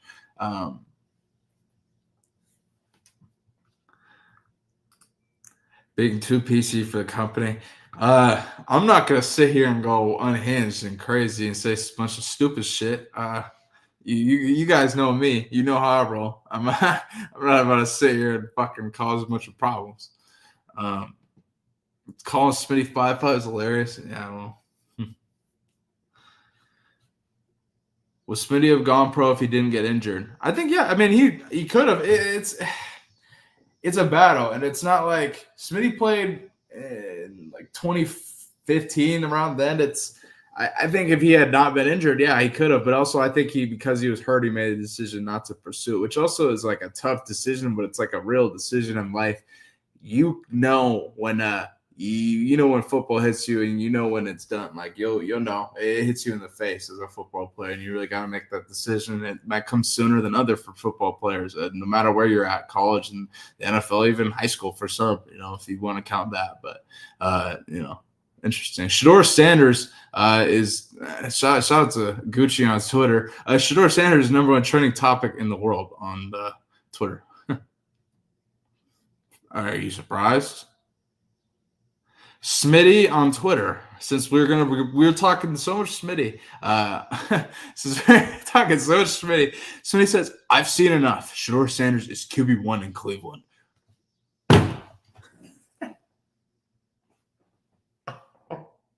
Smitty, quit tweeting, dog. Goddamn. Shit. I know you're clowning and shit, but that makes me crack up a little bit. Smitty, of course you would tweet that. Of course. Of course. Oh, man. Shedeur's QB1. Shedeur starting. I love this play, though. This is my favorite play so far of the game. That's my favorite play. I really like it. I really like that it was him in a different look coming out of under center and rolling out and stuff like that. Smitty played at Ball State. I used to play at Eastern Washington. Smitty played all 4 years. I didn't play all 4 years. I left early. So that's kind of the difference between me and Smitty. But I left early, and then, I started working right away. And I wanted to I personal trained for a year and a half working out here. And that's kind of led me into JB, and the rest is history. But no, that's what I'll say. Smitty, of course, Smitty said that. But Smitty loves Shedeur. Smitty is a Colorado. Smitty is a prime sexual. Let's just say that. Smitty's a prime sexual, and there's nothing wrong with that. We embrace all sort of fans here at Bailey Price Media Live. So, that we embrace them all. They got Andy Dalton and Bryce Young on the sideline here. 2-minute warning here in Charlotte here, 7-7. And let's see what the Browns and Shedeur do.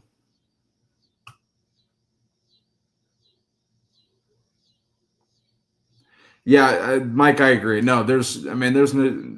The people that hate on that type of shit where Smitty going to Ball State is insanity. Like, those are the people who didn't fucking play at all. That's just the facts of it. It's even doing that. Like, you guys all watch one percenters. Like, Matt's a 1%er, JB's a 1%er, Smitty's a 1%er in that aspect of it. People that say stupid shit like that, they didn't fucking play. They don't really get it. So that's kind of, people who have been there or have a perspective on it laugh at stupid shit when people say that. That's what I'll say. Clock's ticking here, 2nd and 3 for the Browns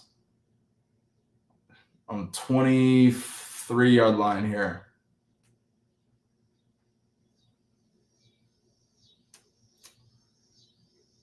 Shedeur hands it off. Running back takes off. 14-13. Cool.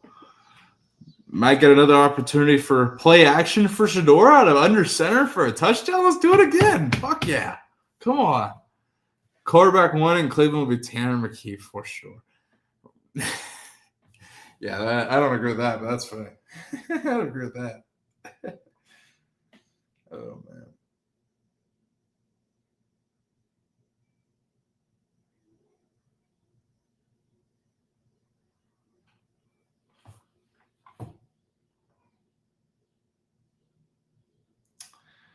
First and 10, Shedeur drops back, rolls under pressure, linebacker blitz, throws, touchdown, Cleveland.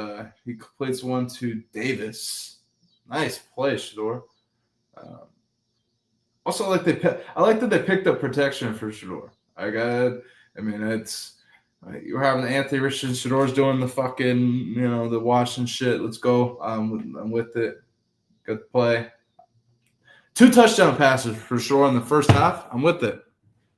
Good shit. Coach is going to be mad. Coach JB is not going to give a fuck. I'm going to be real with you. He is not going to give a fuck. I'll be real. Who cares? Like, he's not going to give a fuck. It's just, he's not worried about this, I promise.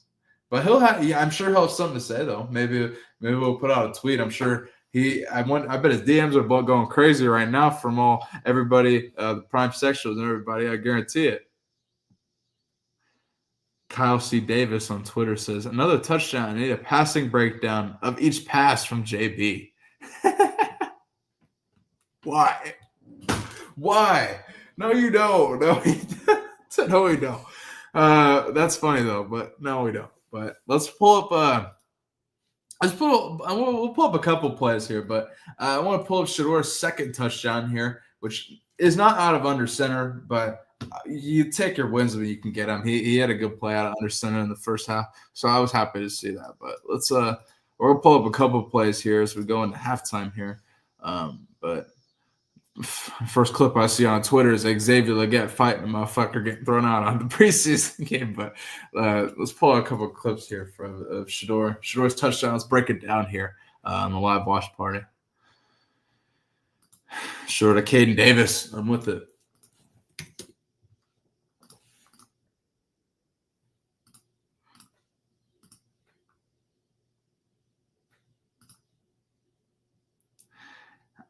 When we come back on the 25th, I think he'll do it. Or you can tune into Patreon. I know he's doing a lot of stuff on Patreon while they're off. So tune into his Patreon too if you want to catch. I think they're doing a Palooza with Steve and all kinds of fun shit. So go tune into JB's Palooza with Big Spitty if you want to catch a breakdown or something. But we'll definitely Kyle, when we come back the 25th, I mean, it's going to be full go, all kinds of breakdowns, all football. It'll be, all kinds of fun stuff. I'm sure we'll talk about WNBA and dildos and all that fun shit too. So tune in on the 25th, brother. But let's break down here a couple plays here. Shedeur's touchdown. Love it. I mean, there's not much. It's not much for me for takeaway here. He drops back. Protection comes. The running back gets him late. He moves right a little bit. He doesn't phase, though. He doesn't roll back and panic. That's the good thing. He didn't panic there, which I really like. Shedeur, touchdown. I like that. Other play I wanted to highlight was earlier in the first half here on the sideline. Look at this play. Shedeur rolls out under pressure and throws deep to Floria. And one-hander there. I like that play, too. Love it. Love it. But going back to Shedeur's touchdown here. Nice. With that. Fuck yeah. Yeah, don't watch ESPN. I mean, I can't even watch ESPN at times. It's not what it used to be. I grew up watching ESPN, man. It just is a lot different, man. I don't know how, to the casual fan, I guess it's entertaining. I don't know. I think I only like ESPN when it pops up on Twitter and it's like Stephen A. or Paul Finebaum saying some stupid shit. That's what I like. I don't know. But yeah, ESPN is going to be all over this. You already know. They've already been all over this. If you watch, I had ESPN on in the background. They're playing they're breaking down Shedeur's Colorado highlights, how it's going to be in the preseason. I'm like, God damn, you guys are.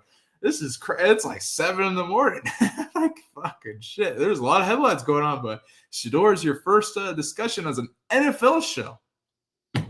That's an interesting one, but I don't. I mean, it's a hot subject, but goddamn, I mean, I know Micah Parsons is by far the talk of it.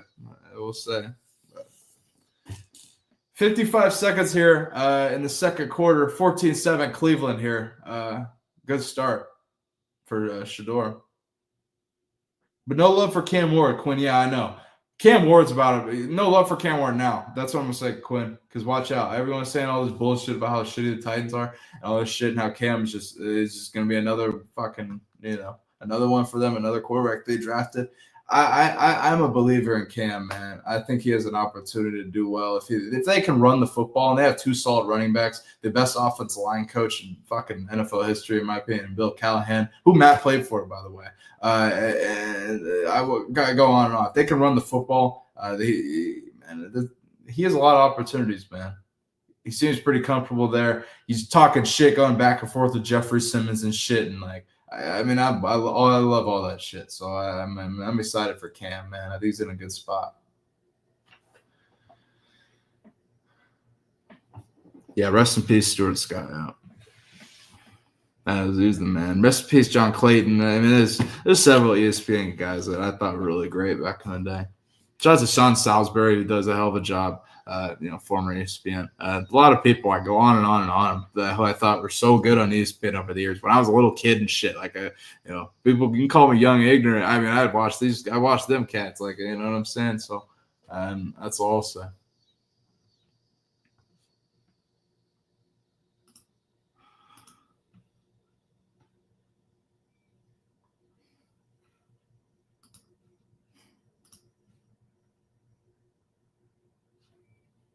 Let's go around the NFL here. The New England Patriots are up 20-0. Chris, how you feeling? I hope you're happy about your Patriots. I haven't checked on Ethan Chisholm yet and see what he's done, but I'm assuming we're going to see a one-handed catch from Ethan Chisholm here sooner or later, or a hurdle or some crazy shit. I know Ethan.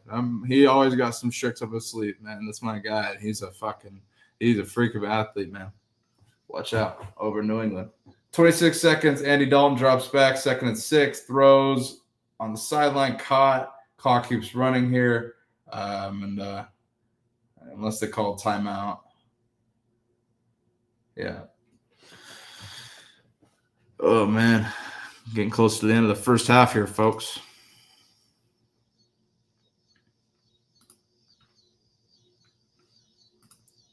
Rock Wide, I appreciate you tuning in, brother. Enjoy work. Enjoy our weekend, man. We'll definitely have a lot more watch parties too, soon, so tune in. I'm doing shows all next week, so tune in, man. Appreciate you, brother. Panthers going to try and get in range for field goal, and then we'll close out the first half here. And I'm guessing we're just going to see more Shedeur. Like I mentioned, I expect Shedeur to play at least, I would guess, halfway through the third quarter. So we're going to keep going live here on the watch party here on Bailey Price Media Live. So stay tuned here. There's just one more thing I wanted to show here, and we can kind of keep talking around the NFL. But Shedeur, I mean, he's getting his confidence a little bit. He pulled up with the music, and now you see him hitting the watch. 14 seconds, 3rd and 3. Andy Dalton throws a T-Mac, overthrows him. Incomplete. Not very happy. Andy Dalton does not look very happy with T-Mac, but it's the preseason. But yeah, he did start slow. I mean, I don't know if it's slow. It's the preseason. I don't put too much stock into it. It's just his first live action, so some of it against starters.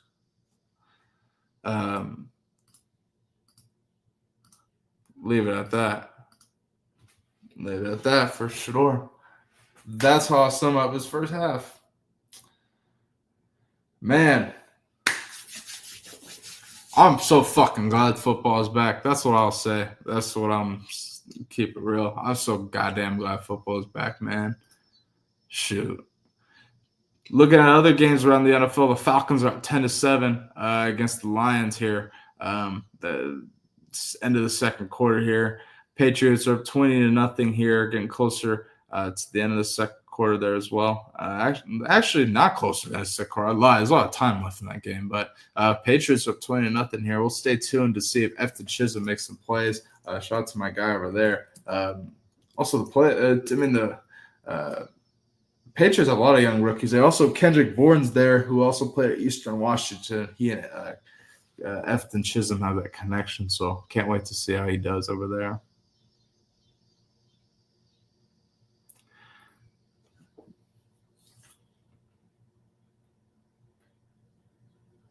See Evan's first target over the middle. It's kind of thrown. It's kind of a tough place. I mean, it's a tough play. Just wait, though. I'm telling you, watch out for 8-6 on the Patriots, dog. He's going to make a fucking play. That's all I'll say. That's my guy.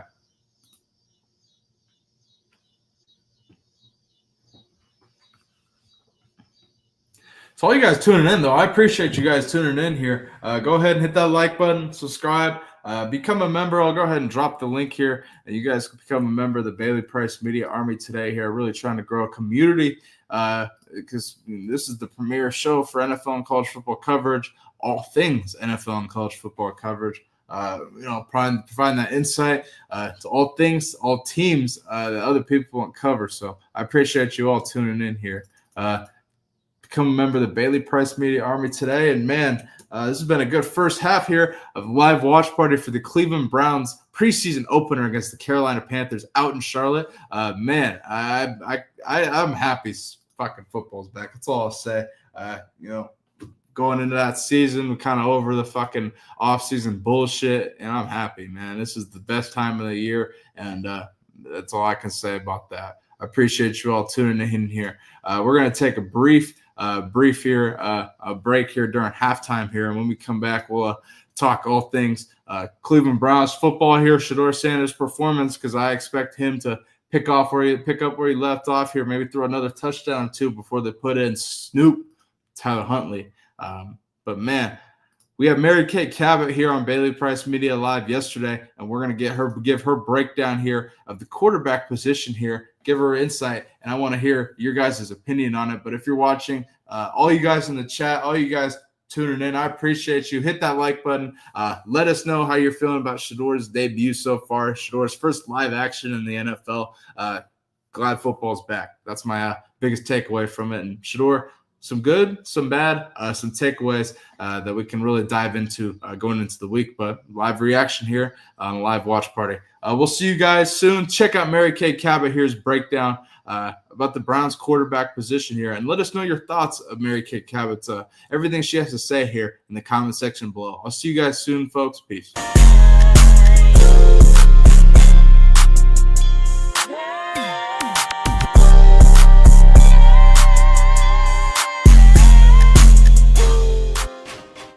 Sanders makes his first start for the Browns tomorrow in the preseason opener against the Panthers. And what are the stakes for that?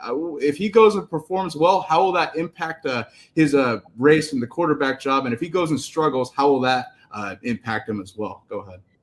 I don't think the stakes are extremely high. I think it's a great opportunity for him. I think it's a chance for him to see live action and actually get a start and get thrown into the fire a little bit. But I really don't think that he has enough time to overtake one of the veterans, especially Joe Flacco, for the start on week 1. He hasn't taken a snap yet with the first team offense. So I think that should tell people where this thing stands right now. They're bringing him along slowly and deliberately. He's making great progress and doing a nice job. But for people to think that, he can go from not having thrown one pass yet to Jerry Jeudy to starting a month from today against the Bengals and then going into Baltimore and doing the same, I really think that's a little bit of a long shot. No, I 100% agree with you. And I think a lot of stuff really is impacted. I'm getting your perspective on it. They brought in Tyler Huntley. How does he fit into the quarterback race here? Is it just because they're battling injuries in preseason, or is he actual contender for the quarterback job in the future? Go ahead. Yeah, no, he's not really a contender for the starting quarterback job. He is someone that they needed to come in here to be a camp arm, a camp body at quarterback because Kenny Pickett has a hamstring injury. Dylan Gabriel has a hamstring injury. And now they've got these practices coming up next week against the Philadelphia Eagles and the second preseason game against the Eagles. And I don't even know if Kenny or Dylan will be ready for that game or those practices either. As it stands right now, they might not be. So they needed someone else to come in here and really help fill in the blanks and go along with Joe Flacco and Shedeur Sanders. Okay, so he's a camp quarterback. So that's an interesting note. And you mentioned you don't think Kenny Pickett or Dylan Gabriel will be healthy enough for the next preseason game potentially? I'm not sure yet. I do know that when Kenny Pickett talked to us the last time, he said that he would have to manage the hamstring for a few weeks after he gets back into action. Well, he hasn't been back into 11 on 11s yet. So once he even does get back into 11s, he's going to have to still take it a little bit easy. That doesn't necessarily say to me, hey, go out and play against the Super Bowl champion Eagles next week. We'll see. I mean, maybe he'll have a really nice turnaround by then, but I don't think they also want to push it. It's a preseason game. I don't know if they would want to risk doing something like that. Now, he might get some 11 on 11s in practice, but just in terms of him playing in that game, I'm not necessarily feeling it right now. That's an interesting note. And let's go to tomorrow with Shedeur Sanders actually playing. What are your expectations for Shedeur? I think he's going to take a lot of reps tomorrow. I don't know how much of the offense Tyler Huntley has learned. I know he was there in recent years, but grasping an offense again is tough. What are your expectations for Shedeur starting tomorrow? Well, I think the expectations for Shedeur are that he'll go out there and he'll do a nice job. I think they're going to keep it fairly simple for him. I think they're going to do the same things with him that they've done in practice and call some plays that they feel that he can do well, some high percentage things. They're not going to try to get too fancy or too crazy. It's preseason. Nobody's game planning or anything like that. They're just going to put him out there with some of the guys that he's been throwing the ball to, and he's been making a lot of completions in practice. So as long as the Panthers don't throw too much at him, he should be able to function pretty well. And the issue with Shedeur to this point hasn't been throwing the ball. He can do that. Everybody knows that. It's really just kind of getting up to speed on getting the plays called in the huddle and sliding protections and calling motions and all the things that you have to do in the pre-snap process. Definitely. And I mean, I think there's a big opportunity for sure to keep learning. One of my favorite things about the Browns quarterback competition is having Joe Flacco. I got a chance to cover Shedeur last season with Colorado, and I think one of the things he needed going to the NFL was a mentor, somebody who'd been there, done that, and understand a professional system. I think Joe Flacco will pay dividends to Shedeur and the mentorship. I know Joe Flacco doesn't want to mentor Shedeur, and he's made that clear. But I think leadership by example is going to go a long way for Shedeur. Going back to the Browns quarterback room, you mentioned Tyler Huntley is more of a camp body. Now, will they roster 4 quarterbacks in the season? What is the realistic chance that they do that? I think there is a realistic chance that they'll do that and that they'll keep these 4 guys, Kenny Pickett, Joe Flacco, Dylan Gabriel, Shedeur Sanders, because those 2 veterans were going to be here, perhaps splitting some of the starting games in the early going, and then they want to develop those young guys. They've shown enough that they're worth more time, more investment, more resources. So I actually could see them keeping all 4 unless someone comes along, makes them an offer they can't refuse. Okay. All right. So, and then Joe Flacco is the presumptive starter. Your expectations for Joe Flacco, if he goes and he just led the Browns to a playoff run not too long ago. I think there's a lot of potential for success. What are your expectations for Joe Flacco as the expected starter? Well, I do think Joe will do a nice job. Now, I also think that the Browns would like to see Kenny Pickett get back in this race and really make a battle out of it. And they were kind of hoping, I think, in the beginning that Kenny would be able to nail down that starting job in the early going because they can use his mobility and run some design runs, some keepers and things like that, and get a little bit more creative with their offense. But because he has this hamstring injury right now, and especially for a mobile quarterback, it really tells me that Joe has the inside track right now. I don't know if it'll turn out that way right now. I just think he's got a leg up in the competition, and we'll have to see how that goes. But if he gets out there, he'll hit some explosive plays. He's heating up right now with Jerry Jeudy. He's got already a nice chemistry with some of the other guys on the team. And so I think he should be okay.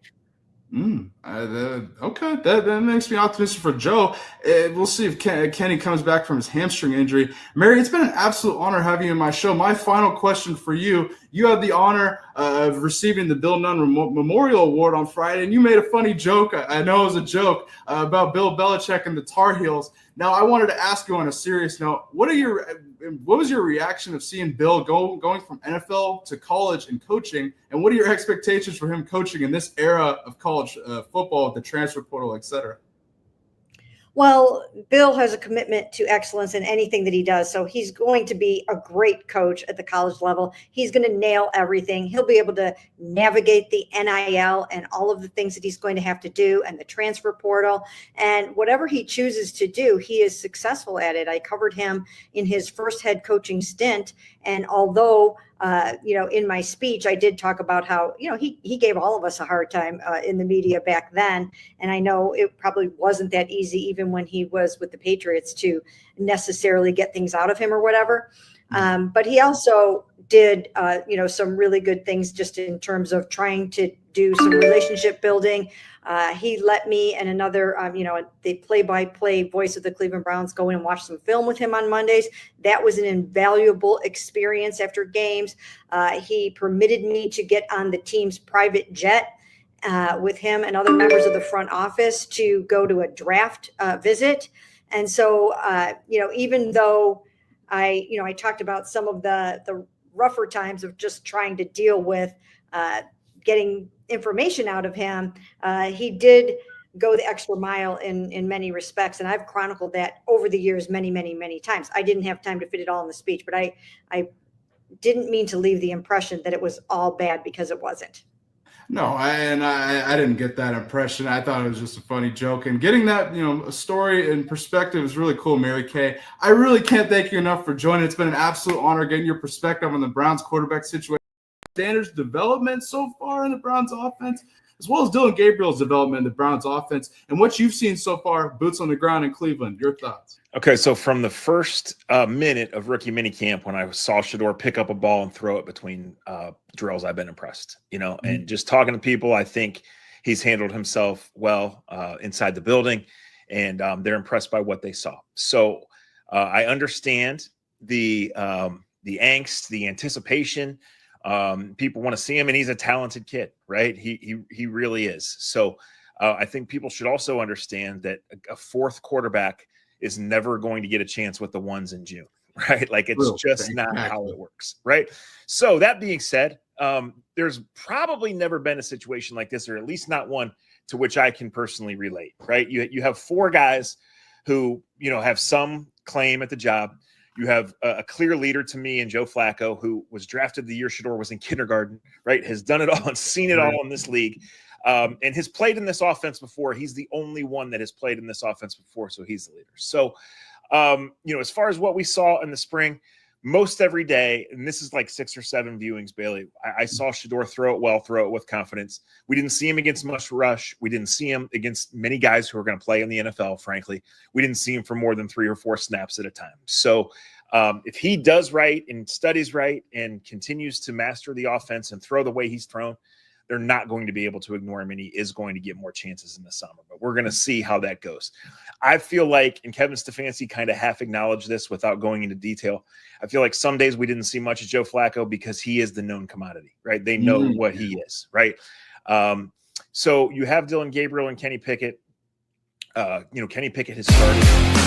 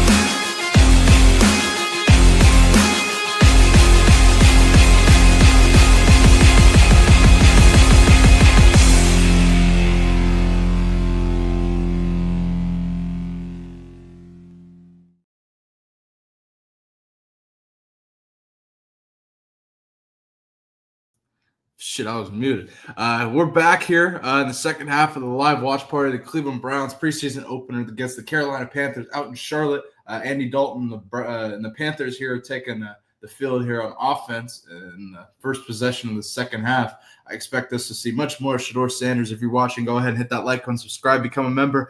Chat's popping. It's been a good live watch party so far. I appreciate you all tuning in. A lot of questions here in the chat. I'll get to them here as the Carolina Panthers take offense here. We wait for another possession for Shedeur, I expect. I do not expect them to play Huntley very much. I think he, like you heard Mary Kay Cabot say at the break, is more of a camp body. I will say, they got flag football going on and shit. I'm not a flag football fan at all. They got women's flag football going on out there. I don't know. I'm not a fan of flag football. I'm scared that it's going to trickle into the NFL, and that's what football will become. Fuck that. So I did not like saying that. But anyway, Andy Dalton hucks it deep.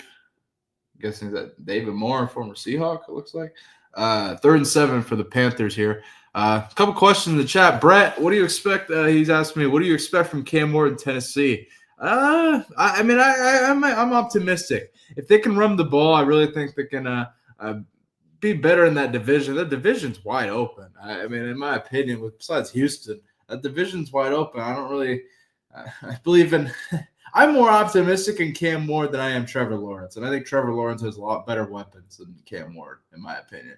So that's just what I'll say. I think Cam Ward probably is the better offensive line, better run game, better running backs. But then, man, shit.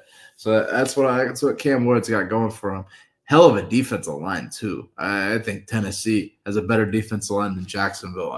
Jacksonville's got Josh Allen, whatever his name is, Hines Allen, whatever he calls himself. But they got him. But I think Tennessee's defensive line with Devondre Sweat and goddamn Jeffrey Simmons, I think they're a lot better. So that's what I'll say. What do I expect from CU? If I expect Colorado to run the ball, they're going to be in trouble. Because they cannot have the same offense that they did last season where they fucking play air raid and shit because they have Shedeur and Travis. They got to really run the ball and lean into it. And from what I understand coming out of camp, that's what I've heard is the offense looked a lot more balanced. So I expect Colorado to be more balanced. Cleveland Browns got a punt return going, except he was tackled short, but good play. Man, let's see if we get more Shedeur. Quinley back. What up, my man?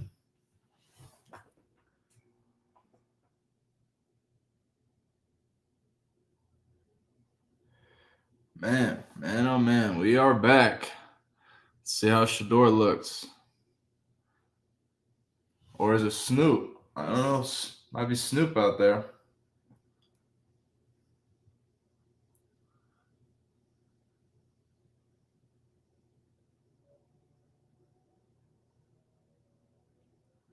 Here we go. More Shedeur, it looks like. Here we go. 1st and 10.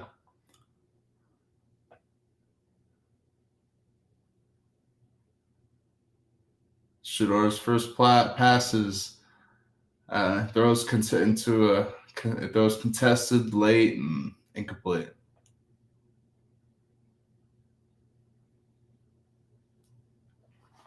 Yep. Yeah. 2nd down here for Cleveland and Shedeur. Oh, you're a Canes fan, Brett. How do you feel about Timmy Carson Beck? I think the Canes. I'll have Steve Kim on my show throughout the season. I don't know, man. I think Miami. The expectation is for Miami to win 10, 11 games and go to the playoff, and I don't know if Carson Beck is the quarterback to do that. And I don't think and Brett, you can answer this, but I think the loss of Damian Martinez is not being talked about. Or I think it took a lot of pressure off Cam Ward, and not having that will Carson Beck doesn't have that same safety blanket. Chris is 2 plays ahead. Damn, Chris. Shedeur, get rid of the fucking ball. Goddamn. So Shedeur gets it, rolls out right, gets sacked on 3rd down, doesn't get rid of it, and then is like yelling at, oh my God. All right, let's see the end zone view here. The blitz. He didn't even like recognize the pressure. See, that's concerning. Like, you got to recognize the pressure. I don't know, man. The left side of the line completely collapsed on him, but I feel like you got to recognize that. So I'll say. I'm not a quarterback though, so this is me as an offensive lineman saying this, but and they're holding up the man. They're still losing though, but goddamn, it's a preseason game. They're holding up the watch of the sideline shit. Shedeur got pissed at him. Woo! Love to hear Matt's perspective on that. JB is just gonna go, he's shitty. But I'd love to get JB's analytical, like, football perspective on it, and not that, but you get what I'm saying. Shout out to Jason Whitlock. Colorado fans will hate that. I think he does. People give me a lot of shit. I think Jason Whitlock does a hell of a job. I think he hosts a great show. I think he's a great perspective. You might not like that, but I think it's facts. So I fuck it. Shout out to Jason Whitlock. I know Matt, he's gone Matt and I over the years, but shout out to Whitlock, man.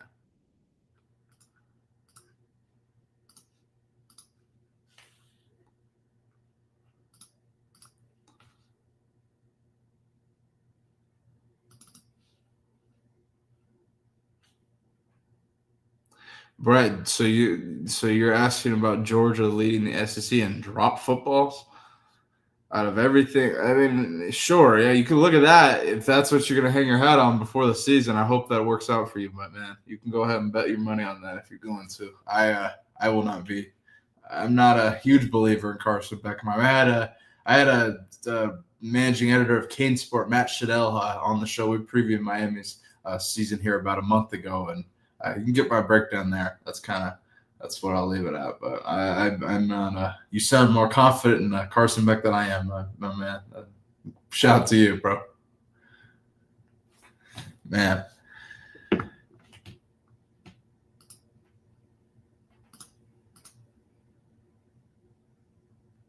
Store celebration.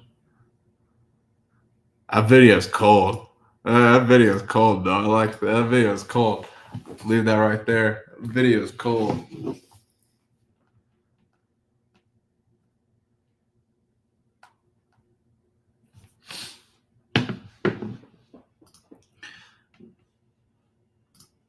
Matt and I should have done a full preseason bet. Man, the New England Patriots are kicking ass in the preseason.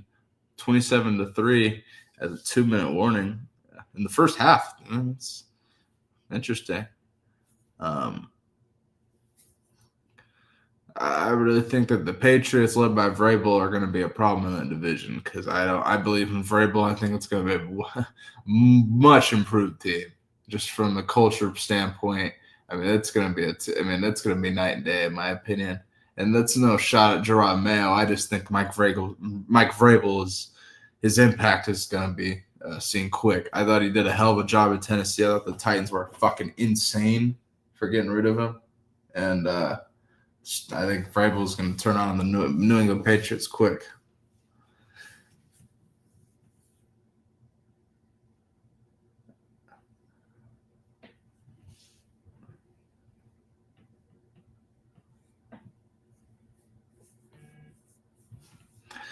Riley Mackey talked about Jason Whitlock's a fake conservative plan, blah, blah, blah, blah. Yeah, I don't have any comment. I think he does a hell of a job. I think he's a great journalist. He's done it for a long time. I respect people who are veterans in the game, and I think he's done a hell of a job. You got to respect those that come before you. Andy Dalton play action, goes in the flat to what looks like a fullback who does a full-on somersault fucking front flip. First down.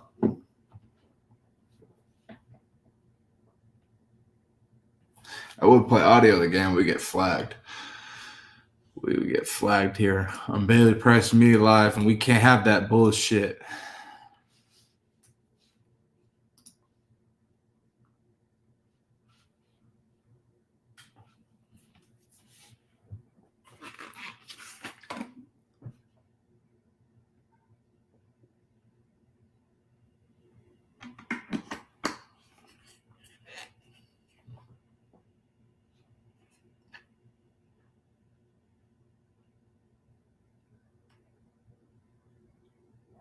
Come on, Jimmy Horn. Y'all made me miss Sam Hartman. Aren't the Commanders – doesn't he play for the Commanders still? And aren't they down 27-3? You're going to go watch a preseason game that's 27-3, Lucy? Holy shit. Props to you. Holy shit. That's I love football, but fuck. That's like – that doesn't sound fun. I mean, maybe to you, you stare at Sam Hartman or whoever. Oh. What did Andy Dalton do on that play? He's like laughing and shit after. What the fuck was that? What the fuck?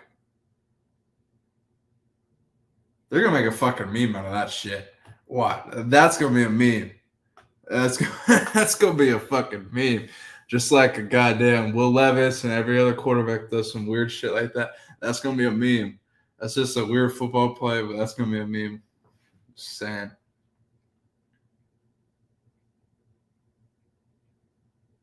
Tunnel, tight end screen on 3rd and 18 for the Panthers.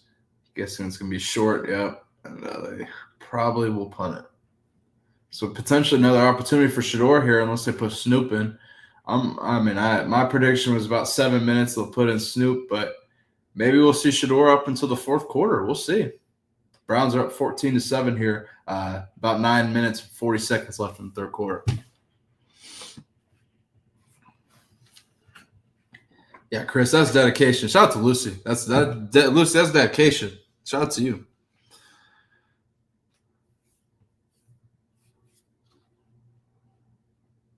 Just want to go back and look at my favorite play from the game still is Shedeur throwing a touchdown out of under center. Just fucking love it. That's what I love seeing. It's a little – you got to celebrate that. That's a little thing.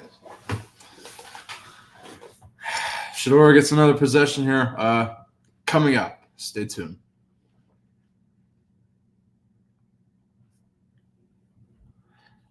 Quinn, they'll probably will play him another quarter. I just am conservative on how long I think they'll play him. Everyone thinks they'll play him the whole game. I mean, they may put in Huntley. I don't know why you sign Huntley if you're not going to play him at all. But maybe they just say. I mean, it's we'll see about it. I don't know how many reps Shedeur's actually gone through, or like a count. But if I got a number of that, I would guess around 50 or so plays. We'll see.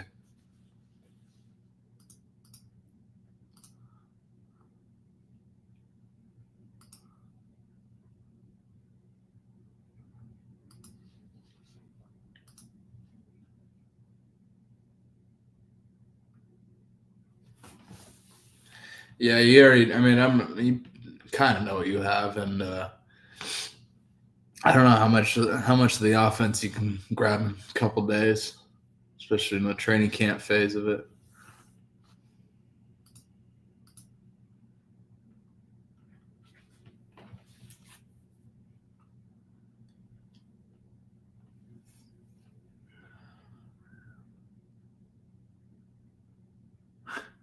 This tweet on Twitter: Shedeur Sanders slowly ending careers. It's a clip of Deshaun Watson sitting on the sideline.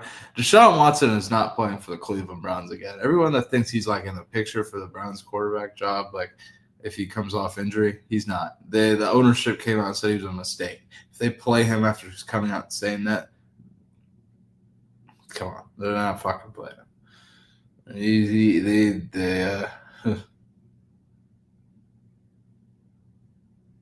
I like that angle. Shedeur's touchdown. See, that's the thing. I want to bring up this clip here. I want to go talk about Shedeur's second touchdown pass. This is a really good point, and I brought this up because we've been seeing Shedeur. We've seen kind of Shedeur react in several different ways to pressure. We've seen him react, and see. We've seen some of the negative habits we saw coming from Colorado. Where he drifted and etc. Then we see him trusting protection and actually, stepping in there, making a hell of a throw. Let me bring this up. Here's an end zone view of Shedeur's second touchdown throw. It's like he's really got to trust that the back is going to do his fucking job here. And he doesn't panic. He just sidesteps. He doesn't panic, and he makes a play. I fucking love that. I really do. Now, protection is interesting here. They're sliding right. Linebacker comes and touch. It's on the back. The back is late. The back doesn't see it. He's like frozen for a sec. I wish. I don't know. And it takes him a sec to see it. If I'm watching pre-snap, look at that linebacker. Look how much closer he is versus the linebacker on the right. I'm watching little shit like that. Even a little inch of that. Yeah, that's a huge teller. So as a running back, I guarantee the guard's seeing that, but the guard's sliding. It's not his job. So the running back sees that. A good pickup. Shedeur trusts his protection. Steps to the right, makes a play. Fuck yeah. I'm with it, Shedeur. Shedeur's back on offense here. Let's react some more.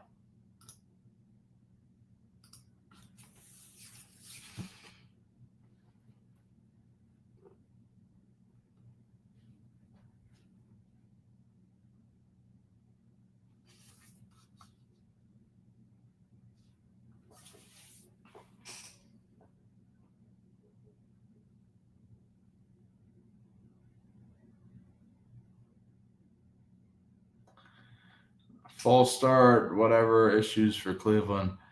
Not surprising. I wonder what string offensive linemen are all in. I mean, Shedeur is the fourth-string quarterback, so he's probably playing with third and fourth stringers as well.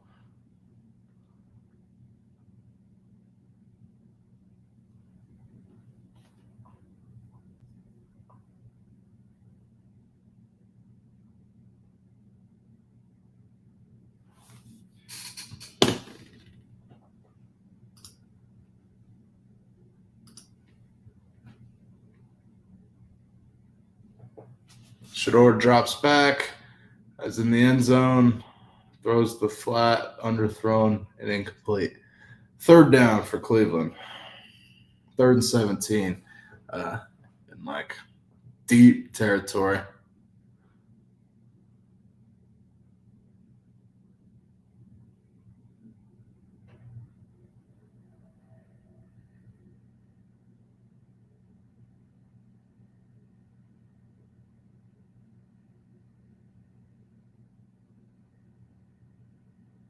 3rd and 17 for Cleveland on like the 4-yard line. Shedeur drops back, throws, caught, probably going to punt it. And not much to take away from that drive. Shedeur in fucking horrible territory and not late stringers here. The Browns are winning, though. That's all I'll say.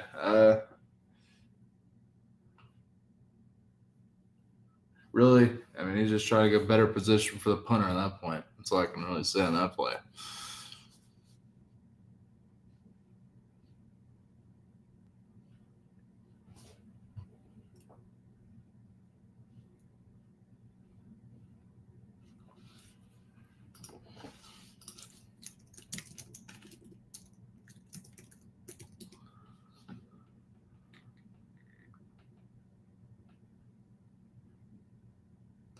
Efton has his first career preseason catch. Shout out to Efton Chisholm in New England. Let me pull up another clip for him. He actually got his first couple catches, what I've seen. Shout out to Efton. Let's go.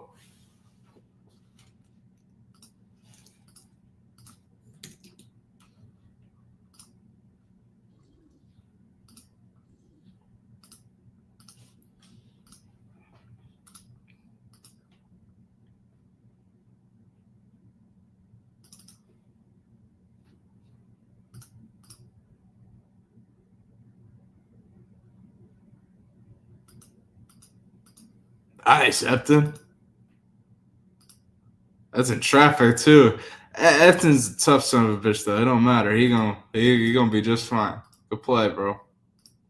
Nice seeing that. He also had another catch as well. Shout out to him, man, making a play in the Patriots, working his way up. I think Vrabel's gonna. I already think Vrabel's really liked him, and I think Efton's gonna make the roster.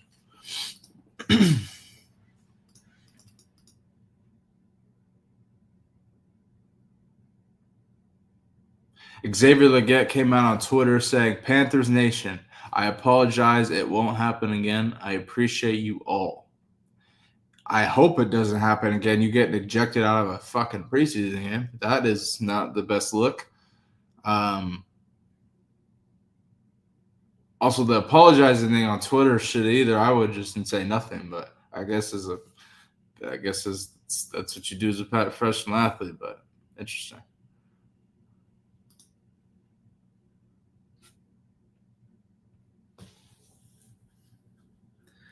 Mary Kay. All the fucking Colorado fans would give Mary Kay Cabot shit. That shit is hilarious. I don't understand why you guys give her shit. Again, a veteran who has been covering the Cleveland Browns since Bill fucking Belichick was coaching there. Do you understand that, like, this is way, like, you guys don't like what she writes. She writes what happens, bro. She's a reporter. She's writing what she sees. And you guys can't fault her for that. Her shots to Zach Jackson over the Athletic does a hell of a job. Like I don't understand why the Colorado Prime fans are so at odds with everybody. When Shedeur does well, she'll write it. She has no problem with it. If you go read all of her articles, not just one that pisses you off, she covers it all. So I think she does a hell of a job. There's a reason to have her on my show, and I'll have her on again.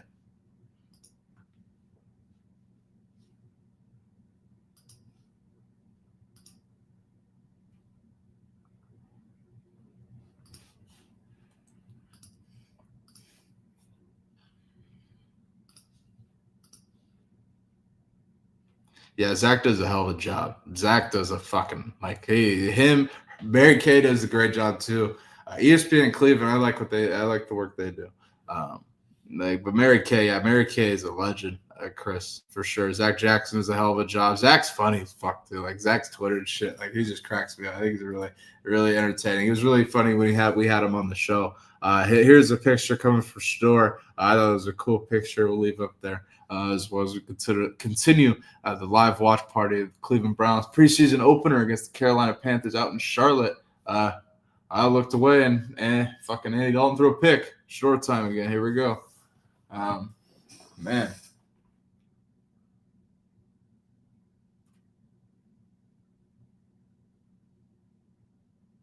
First and 10 for the Browns here. Let's see. Shedeur under center again. I like that. Yeah. Play action for Shedeur. Rolls out right. Throws. Caught. I like it. Good play. I like seeing him in different looks. I mean, that's not really much to take away from that. Flag on the play, though. Probably coming back. Probably holding or some shit, but I like seeing that. Yeah, probably. Just based on Shedeur's mannerisms, probably holding.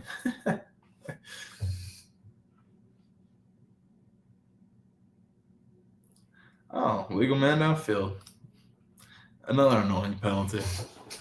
Fuck. I can't tell you how many fucking touchdowns I've been plays I've been in where it's a legal man downfield. I'm just like, fuck, bro. That's like annoying. Shit.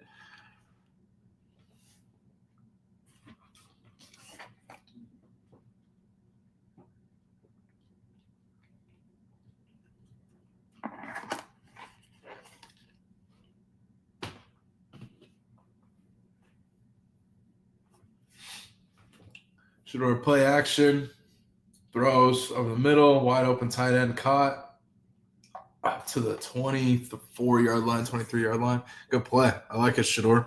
More play action looks. See, this is what I'm saying. The Browns run the football heavy. If Shedeur can get I mean, if he can play this way out of play action, and the Browns have a run game, and he hypothetically works his way up to starter, that's pretty good, bro. They're showing Flacco. I also love Flacco, but I mean, I'm looking in the future here. This is Flacco's last year. So, Shedeur's job is to beat out Gabriel right now.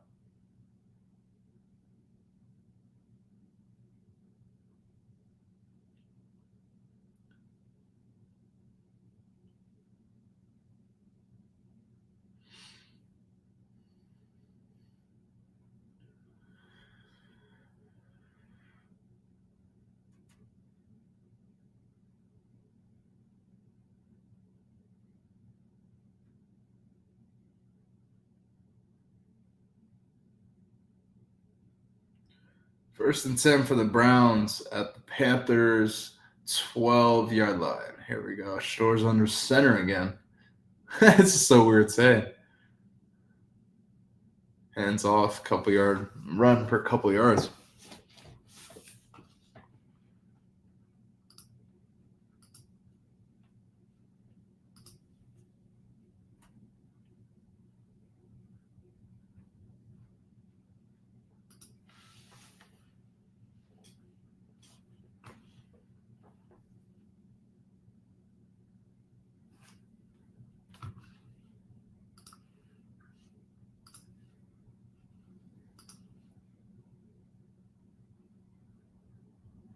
Shedeur drops back, throws to the running back. Running back turns, runs the hell out of runs over some cat.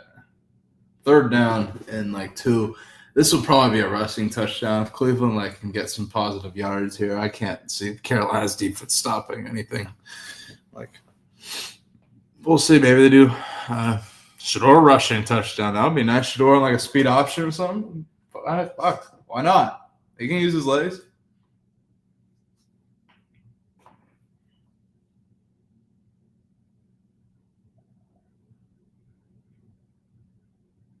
Shedeur in the shotgun, hands off. Running back is stopped short. Probably about 4th and 1 there. 4:33 left in the third quarter. Shedeur and the Browns are up 14-7 against the Panthers. And the Browns will kick a field goal, I think. Or maybe I'm not. No, Browns are going for it on 4th and 2. Here we go. Let's see here, Shedeur. Make something happen.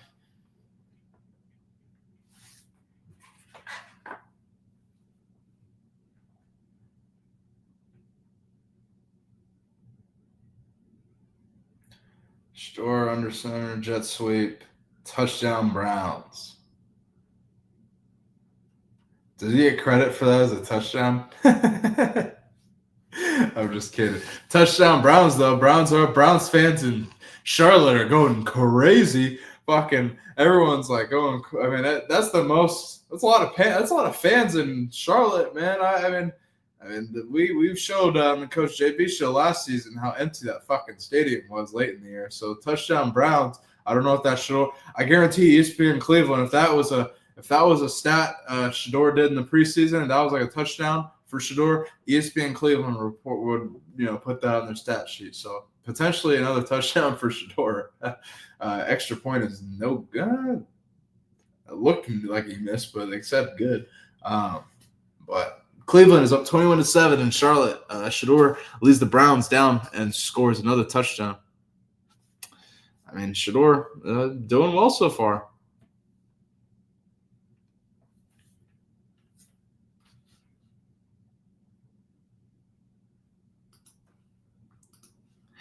What JB's gonna say? What do you mean by this? Like seriously, what is there to take away from this? Like, it's a good performance, but it's not gonna move him up the depth chart. That's the end of the day. It ain't gonna move him up the depth chart yet. Here's what your takeaway can be from today, and this is my takeaway from yesterday. Dylan Gabriel and Kenny Pickett may not be ready for the second preseason game, so there's more reps in line for Shedeur. Both Gabriel and Pickett got hamstring injuries. So there's a lot of opportunity here for Shedeur. He needs more of this shit. This ain't gonna move him up the fucking depth chart. But this is good. What I'm saying? There's a lot of opportunity. And especially Mary Kay Cabot, when I heard her say that they might be ready for the second preseason game yesterday, I paused. That's a reason. I mean it's a big opportunity for Shedeur. I'm not a Shedeur Sanders hater. If you think that, go fucking watch somebody else's show. No, I'm not a fucking Shedeur Sanders hater. I wouldn't be fucking – if I'm a Shedeur Sanders hater, I wouldn't do a fucking watch party for Shedeur Sanders. Give me a break. The whole reason we're here is to watch this kid play in the preseason. Keep it real. Stop. I want the kid nothing but success. I want him to succeed, but I also keep it real. I'm not going to sit here and jump the gun and lie to you.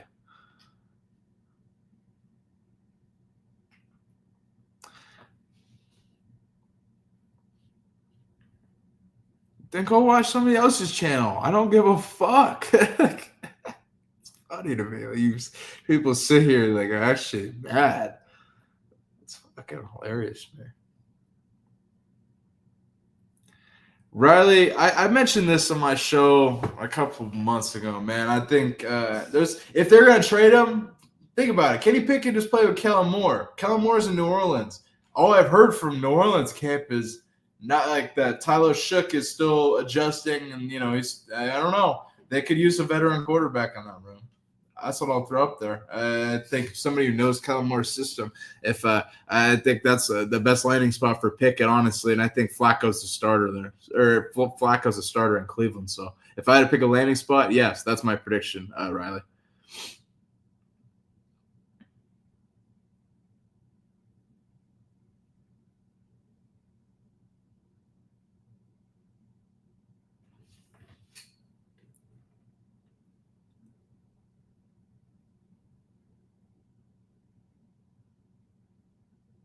His wife, Lamar. You're fucking hilarious.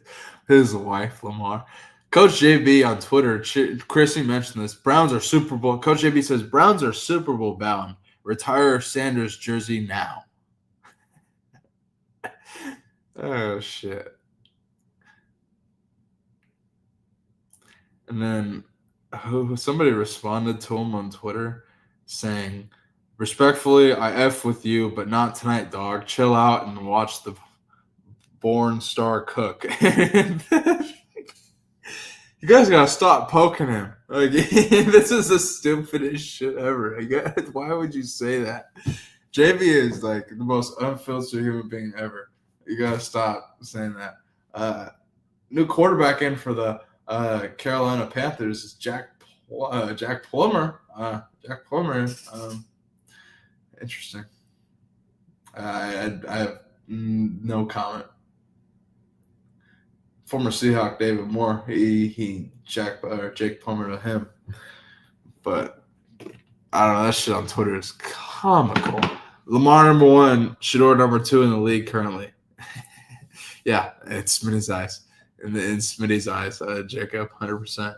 No, I don't know. I think Lamar's a freakazoid, but man, I don't know. I think in quarterback perspective, it's always going to come up short against star defensive coordinators who like scheme the shit out of him at the end of the day. And until he gets over the hump, I don't see it. And I don't think it's going to be this year. I think that division's tough as shit. I think they're going to the wild card. I think the Bengals win that division, and the Steelers win like 11 games and also go to the wild card. But I think all three of the teams could potentially make the playoffs in that division. Not the Cleveland Browns, though.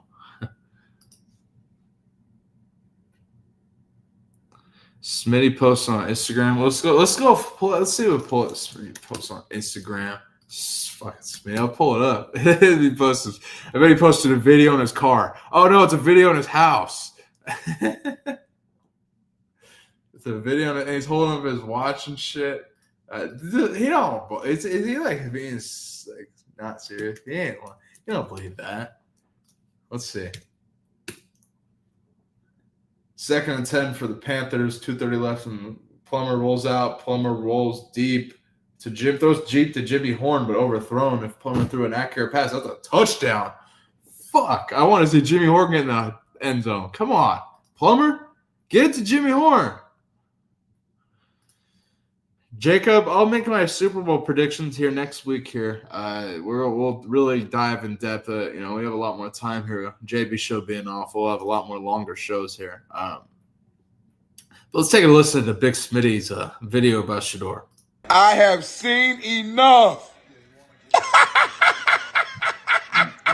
I have seen enough. Shedeur Sanders is QB1 in Cleveland. You have found your franchise QB. Stood tall in the pocket, throwing deep dig routes, extending plays, not making major mistakes, accurate passes, run when needed, throw when needed, red zone situations, extended drives, whatever scenario you put him in, he has excelled against the starting defense in the Panthers. Hold it up. Hold up the wrist all season long. Shedeur Sanders is QB1, y'all man. Can't take this shit fucking seriously.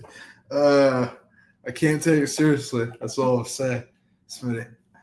I think I've reacted to Shedeur's fucking performance for 2.5 hours. That's Smitty not being serious. Come on.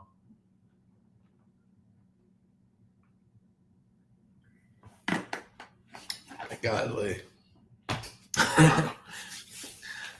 What did Dan Lanning say? It's all for clicks and likes? Shit. No, I love you, Smith, but you're fucking out of your mind. Slow down.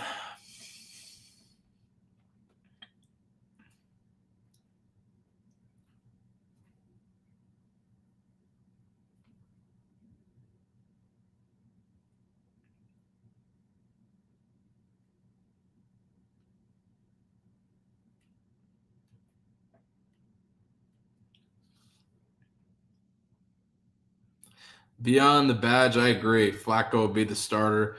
You cannot underestimate experience. I agree with you there. 100%.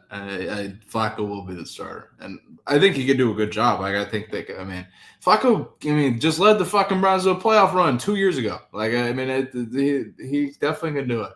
And now Shedeur has been taken out. Snoop Huntley is in, folks.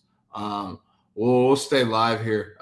Probably into the fourth quarter a little bit, but that closes Shedeur's performance out as the Browns, his first start in the NFL here for the Browns preseason opener against the Panthers. Let us know your thoughts in the chat. What do you think of his performance? You sum it up. Is he moving up the depth chart in your opinion? Because I hate to break it to you, this doesn't move him up the depth chart at all. I think it's great. I think there's a lot of good takeaways from it, but it doesn't move him up for shit.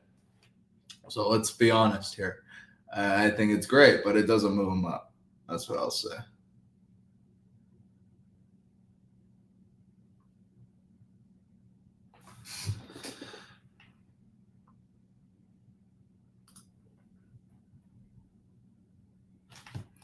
Jay, where's your fucking this is the dumbest comment ever.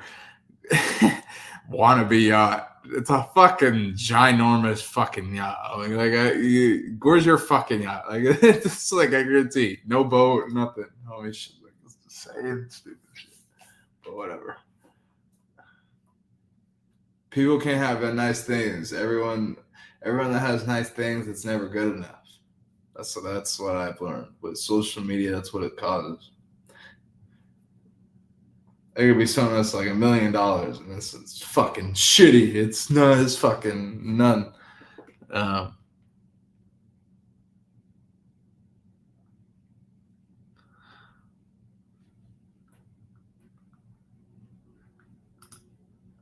Bro, you're in my comment section, you dumb fuck. Get the fuck out of here then. God damn, this shit is hilarious to me.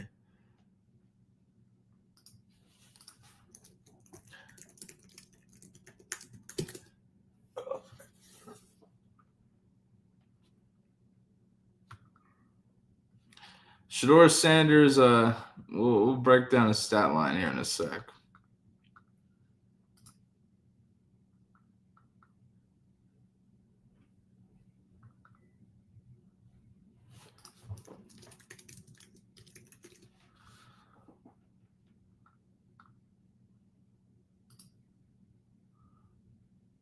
Shedeur Sanders' final stats, 14 for 23, 138 yards, 2 touchdowns, took 2 sacks, rushed for 4 carries, 19 yards.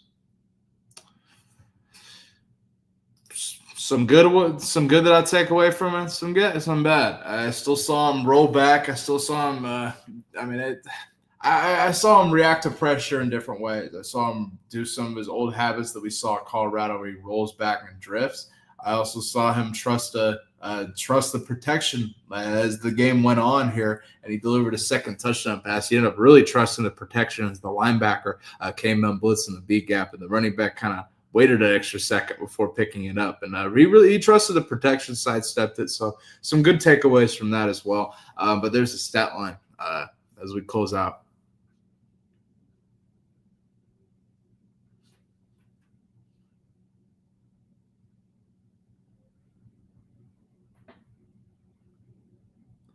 Shedeur looked like a first rounder. I mean, what does that even fucking mean? Like, I mean, Tom Brady was a 6th rounder.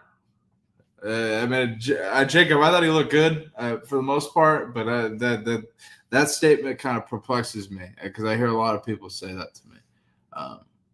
But Jacob, I appreciate you, brother. I'll note that. That statement I've heard a lot of people say to me. I just said, what does it mean? Snoop Huntley throws out a play action, gets hit, and throws incomplete.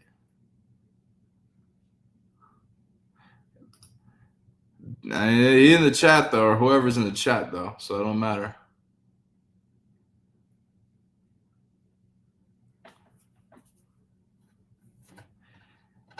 Yeah, Todd Shedeur handled himself like a pro. There's some habits that he'll be coached out of, but I really thought he handled himself like a pro, 100%.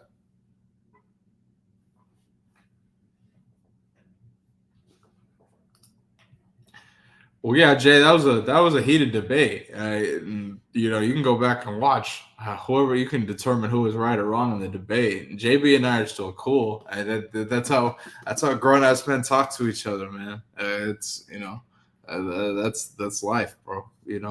I don't look at it any different way. Everybody in the chat was all fucking freaking out and shit. It's how grown men talk to each other, bro. It's still JB's still my guy at the end of the day.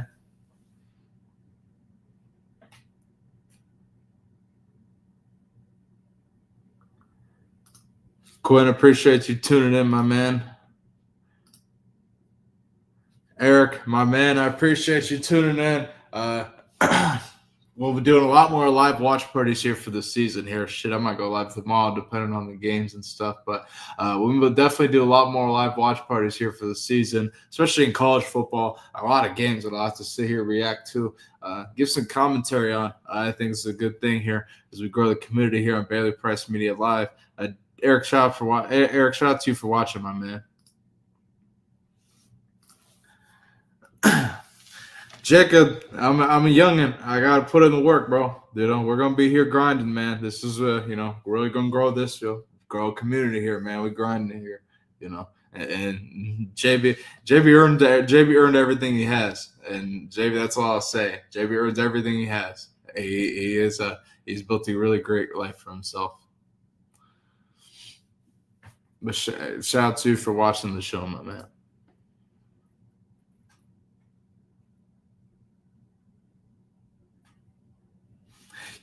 Everyone is mad about the boat. Dude, the boat's nice. Like, that's the thing. Everyone's like shitting on it. No one's been on it. I've been on it. I'm a fucking nice as shit. I've been on a lot of boats. That's a nice ass boat. It's fucking huge. It's fast. Because, I mean, it's got a whole thing. It's nice as shit. You guys knock it. JB's like tricked it out and stuff. And I mean, he lives his life, man. He lives his life like no other human being I've ever met, ever. So I love the way he rolls, man.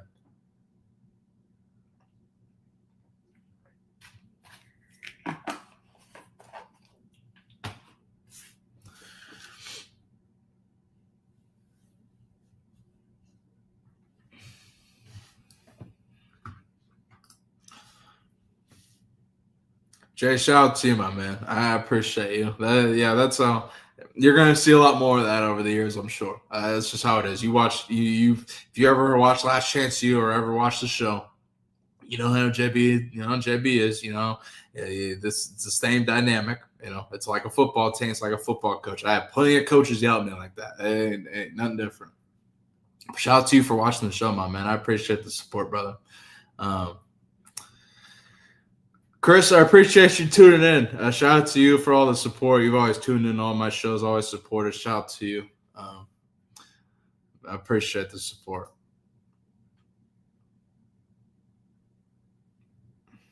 Always broken. Hey, Jake, it's not always broken, bro. You got to remember what I'll say. What did Marcellus Wiley say about his boat? He's like, Captain from Compton. That's what I'll say. I've ridden JB's boat. That's the best way I can describe it. Captain for Compton. That's what I'll say about JB's boat. Man. And he did earn it. You guys might not like him, but he did earn everything he has. He's, again, a veteran coach. Like Last Chance U, before Last Chance U. Last Chance U never had it or happened, he still earned it. Like, it don't matter.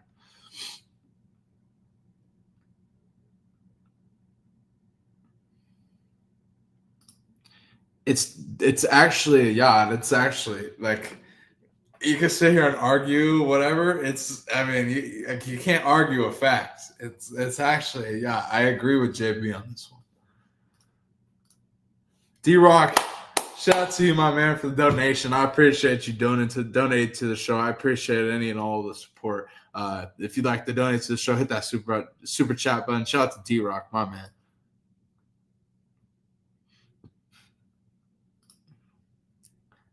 I didn't say that boats weren't a lot of work. I just am saying it's a nice. You were saying it wasn't a nice one. That motherfucker nice as shit now. Yeah, it's always boats are always another fucking always another fucking money fucking pit. So I don't know. It's worth it to him though. And it's a yacht, Jay. It's a yacht. It's not a boat.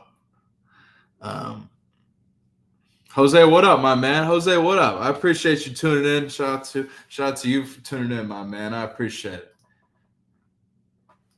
Eric, my man, I appreciate the donation. Shout out to you, my man. You've been tuning in. I appreciate you, brother. This is for you boat savings account, man. If I could ever get a boat one day, put it on the river out here, or wherever I end up, man, that'll be sweet, man. Shout out to you. Hunter Renfroe wasn't suited up for the Panthers. I didn't know that. I would have wanted to see him run a fucking like slant route or something and cook somebody. He's super quick off the ball. He hasn't got breakaway speed, but he's quick as shit. So shout out to Hunter Renfroe. Ultimately, the Browns down, and the Browns are kicking a field goal here. The kick is up, and the kick is good. Browns are up 24-7 against the Carolina Panthers. Man. Showing Hunter Renfroe on the sideline. I don't know. I think he's a great player, but also they got Jimmy. I mean, they got a lot of slot, man. They got Jimmy Horn and other people that they're excited about. I mean, there's only so many roster spots, so it's tough to say with Hunter Renfroe, but you know.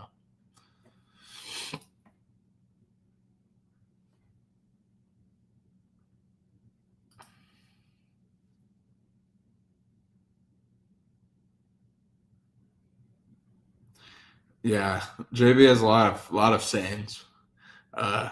Before I get you out of here, love to have you back on. From listening and producing every one of his shows and then editing every single one of his clips and hearing the same catchphrases over and over again, they're ingrained in my brain, bro. So I fucking hear that shit all the goddamn time.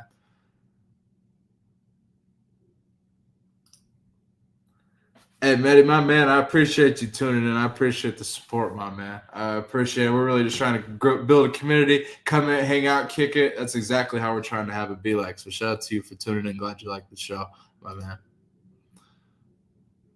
Yeah, can't thank you enough. All the fun catchphrases. Let me ask you real quick. All that shit. You know how it is. Oh, man.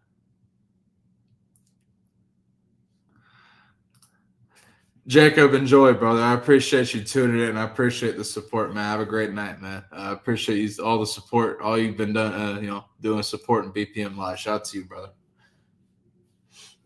Let's go around the NFL here. I will note that before the Browns preseason game ends, I did put a bet on the Browns money line, so looks like they might win 24-7 in the preseason.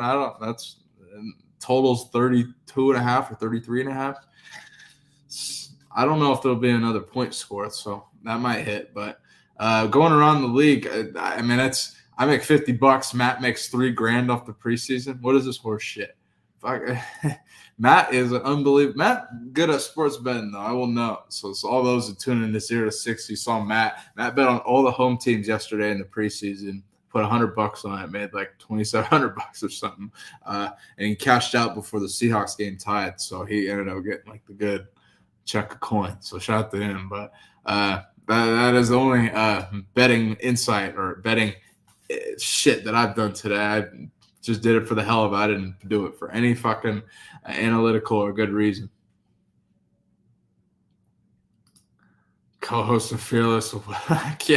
yeah, I love all Whitlock. You guys keep bringing up Whitlock. I enjoy it. I agree with a lot of what Whitlock has to say. I mean, Whitlock's out here in Nashville too, so he's out. He's in the state of Tennessee. He's done lots to support the state of Tennessee. So shout out to Whitlock. Jimmy Horn on the return. He's just he's so goddamn fast. He gonna break one. He's exciting to watch. He's super exciting. He got like caught and then he broke it again. Jimmy Horton's fun to watch. That's what I'll say.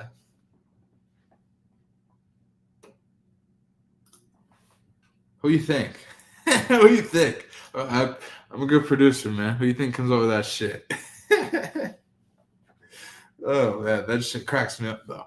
That is a JB show special now. So we're gonna have a lot of new. And by the way, I've had a lot of new sound effects kind of saved up for JB. A lot of new stuff in the pipeline for JB's show. So stay tuned, folks. It's gonna be a whole new revamped show. I got a lot of stuff cracking for JB's show. I'm really excited. I'm really excited for you guys to check it out.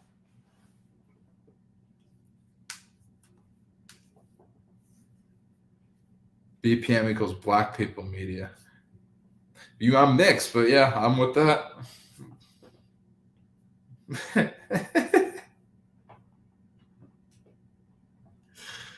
Oh shit. Is Plummer still in at quarterback for the Panthers? Yeah. All kinds of fucking pre-snap issues. This is I love football and I'm a football junkie, so I'll sit here and watch this bullshit. But there's gonna be a lot of like pre-snap issues, a lot of just a lot of stuff. A lot of guys that haven't played with each other a long time. So I mean a lot of pre-snap, a lot of issues, but especially this late in the preseason, a lot of these guys will get cut, but we'll see. Oh man.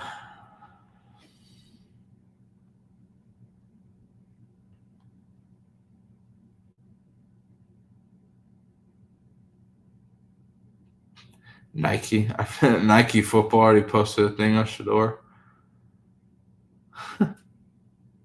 Coach Prime posted on Twitter, "Oh yeah, what now? # Coach Prime." I think Shedeur did a good job. Shout out to Chris for the donation. Chris, I appreciate all the support. Shout out to you for donating. I appreciate you. Man, you've always been a great supporter of my show, so I appreciate you. Thank you so much.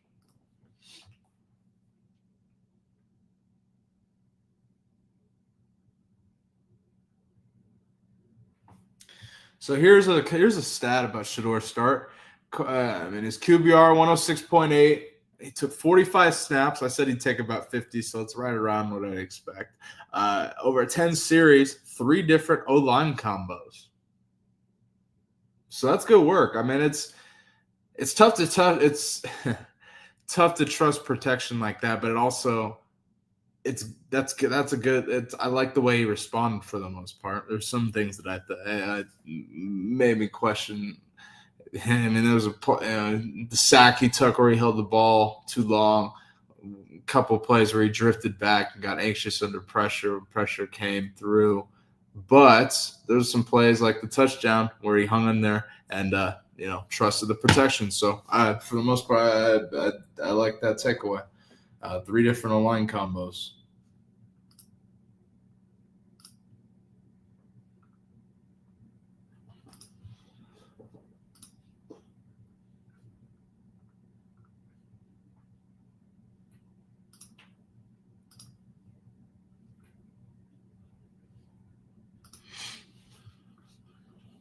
Oh man, let's see. Going around the NFL, the Lions are up 17-10 against the Atlanta Falcons in the preseason. The Patriots are up 27-11. Weird number for the Commanders. Shout out to them. After Chisholm, I've been seeing my guy. He got a couple of catches over from New England. Shout out to him.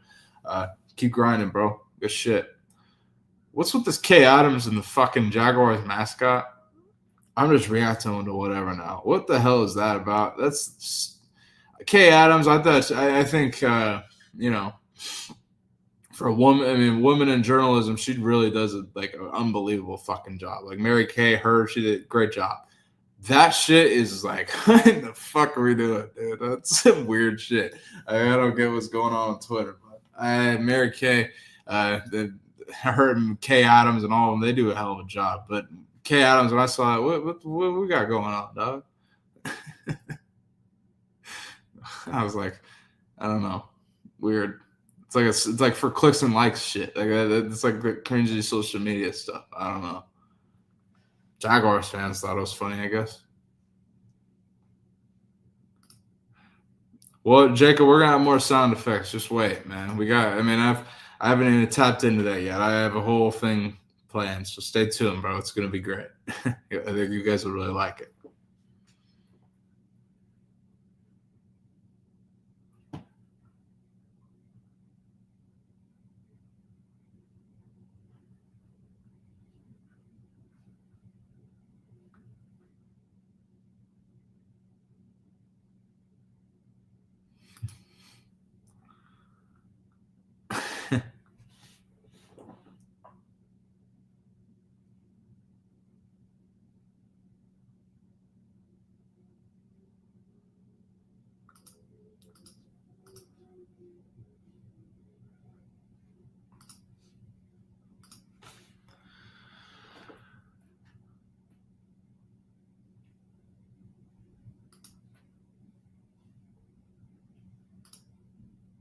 Shit, I didn't even see this.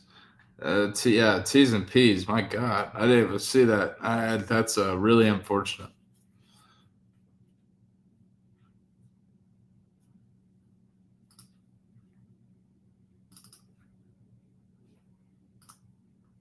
Here's the latest Nike ad for Shedeur Sanders after his performance in the preseason. Goddamn, they move quick. Goddamn, they move quick. It's only a matter of time. It's patience, folks. That's what I'll say. Patience. More Dave Canales. That's the only reason you even have the game on anymore. They're gonna probably pan to him a couple of times, but they're losing, so I don't know. But fuck it. Snoop throws a bubble screen, or not a bubble screen, a running back screen out to the flats. The running back picks up a couple of yards. I need to find a way to frame that and put up in JB. Dude, he just want me to like fuck with him and shit. Like, that's not a guy. No, but yeah, I'll bring him a Shedeur thing. When Shedeur wins the Browns job, how about that? I could bring him with that. I could bring him whatever Nike ad comes out with that. Shout out to Lucy for the $10 donation.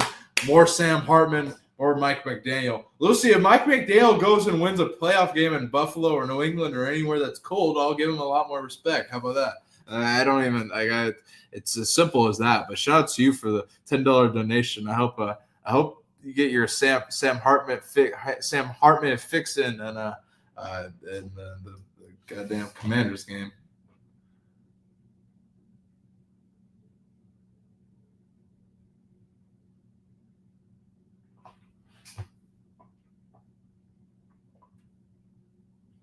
Tyler Huntley takes an interesting hit on the sideline. Shedeur on the sideline without his helmet on. They try to get Eddie Shedeur. I'm like, dude, is this the most I want to see let's see the fucking metrics. Like, I want to see it after the game. I'm gonna see the tweet. What are the fucking metrics on this? This is the most watched preseason game ever. I mean, this has to be up there. I mean, I don't know if it'll be the most watched one ever, but this has to be up there. Shoot.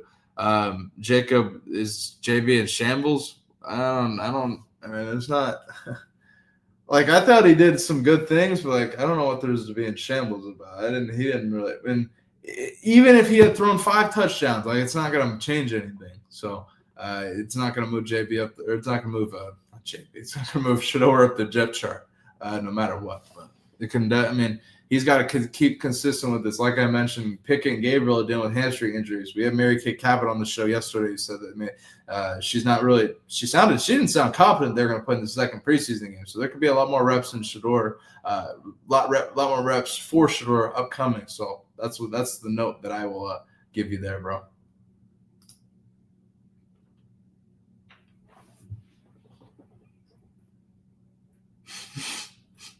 Yeah, has the gay sound effect. Oh, man. They're showing Dan Morgan as the Panthers general manager and former NFL linebacker and former Panthers linebacker. Shout out to him.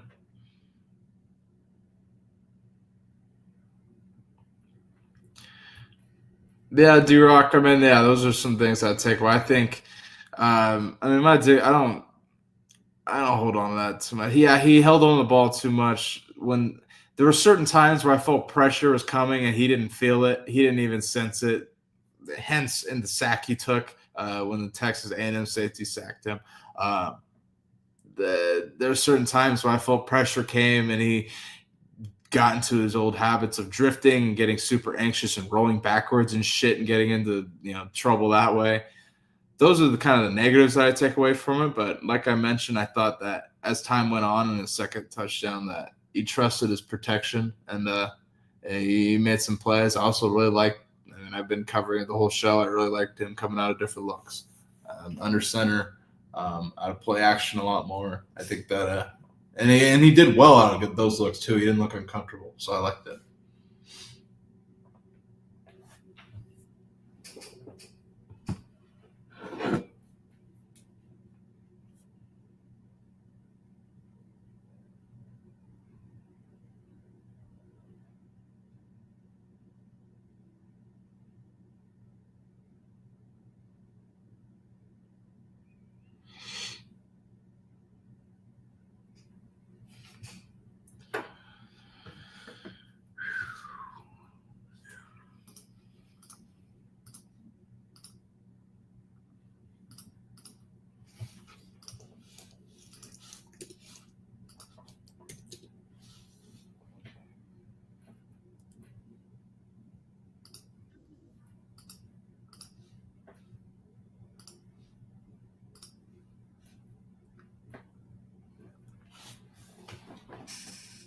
Snoop Hudley, Snoop Call him Snoop. Snoop Huntley throws a touchdown. Cleveland Browns here. We got a touchdown here in the preseason. A touchdown here in the fourth quarter. Snoop Huntley out of play action. Hits the little white boy fullback, running back in the flat touchdown. Cleveland Browns. The Browns go 31-7 against the Carolina Panthers, and that is a wrap. That is also that would also give the for those who care about betting the over hits as well. So interesting. Cleveland blowing them out in the preseason. So cool. I'm just glad football's back. I'm a football junkie, so I love it. So we're going to start in game 2 of the preseason. I mean, here's the thing. Shedeur started because they weren't going to play a 40-year-old Flacco in a game 1 of a preseason. So it's up to Stefanski, and it's also dependent on Gabriel and Pickett's hamstring situation. Both of them got hamstring injuries, and I don't know about Gabriel's hamstring situation. It seemed like he was kind of a late scratch. Like, to me, it seemed like, I don't know, but it seems like Gabriel is more likely to play than Pickett, from the sense that I got from Mary Kay Cabot. But I don't expect Shedeur to start in game 2, but he'll get a lot of reps. There's a lot of reps on the line for Shedeur though, so just definitely a lot to watch in game 2. We'll probably do a fucking watch party in game 2. Shit, why not? So we'll be here to discuss it. Dog pound gotta be our side. I don't really let down once again. I don't know, man. I don't know would you rather? It's kind of bittersweet. Would you rather have Flacco win now and Shedeur not play, or it depends on your perspective of a Browns fan. I think either way, if Flacco goes and wins and Shedeur, beats out Gabriel in the long run, still works out for you. But depends on what your priorities are as a Browns fan. I think Joe Flacco can go in there and win. He led them to the playoffs 2 years ago. That's all I'm saying.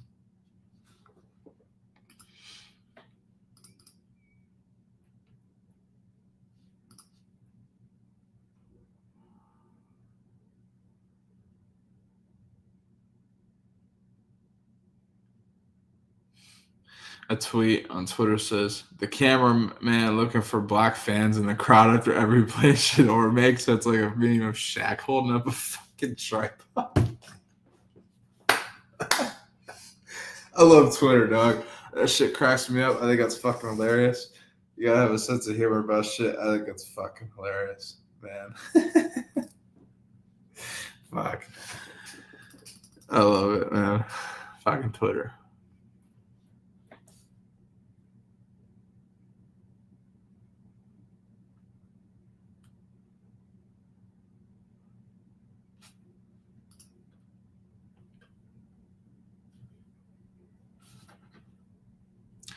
Zach Jackson on Twitter says, Tyler Huntley was unemployed Monday afternoon, arrived in Cleveland Tuesday, flew with the Browns to Charlotte Tuesday late afternoon. Tonight was a team captain and threw a touchdown. Dustin Hopkins missed the PAT.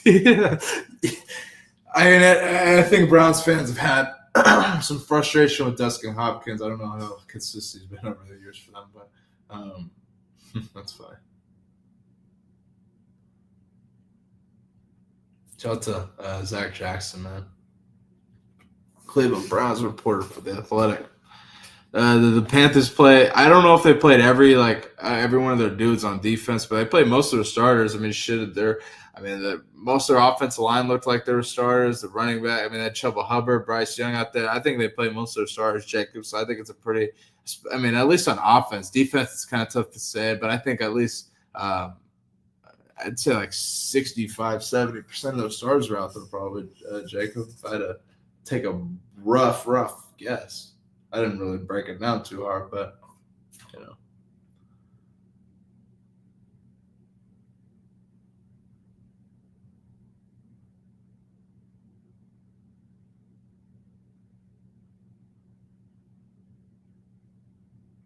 That's a nice little run.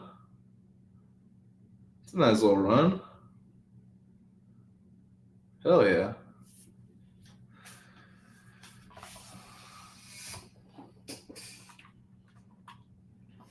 See if I can pull up some other games here real quick.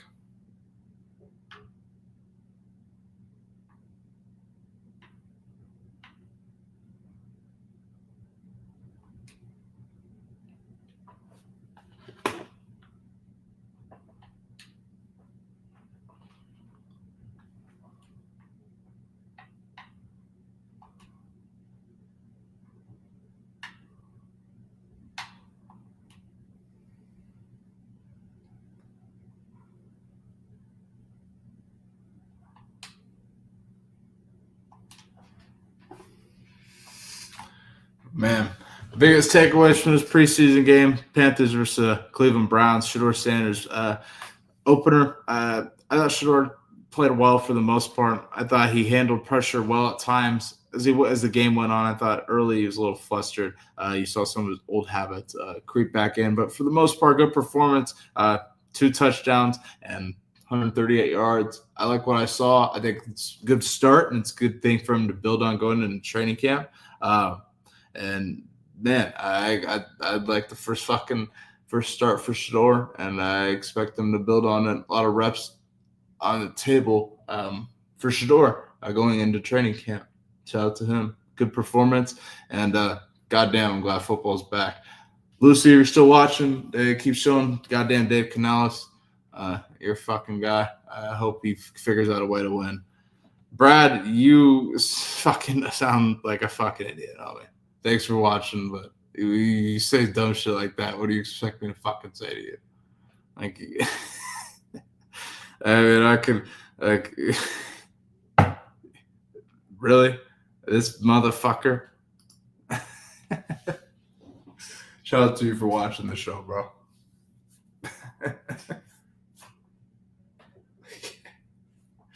Love it, man. Love it. Late night, stupid bullshit.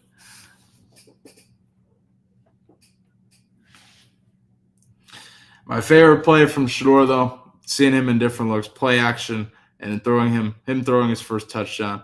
We'll close it off on that. Good first watch party. Man, good first play for Shedeur.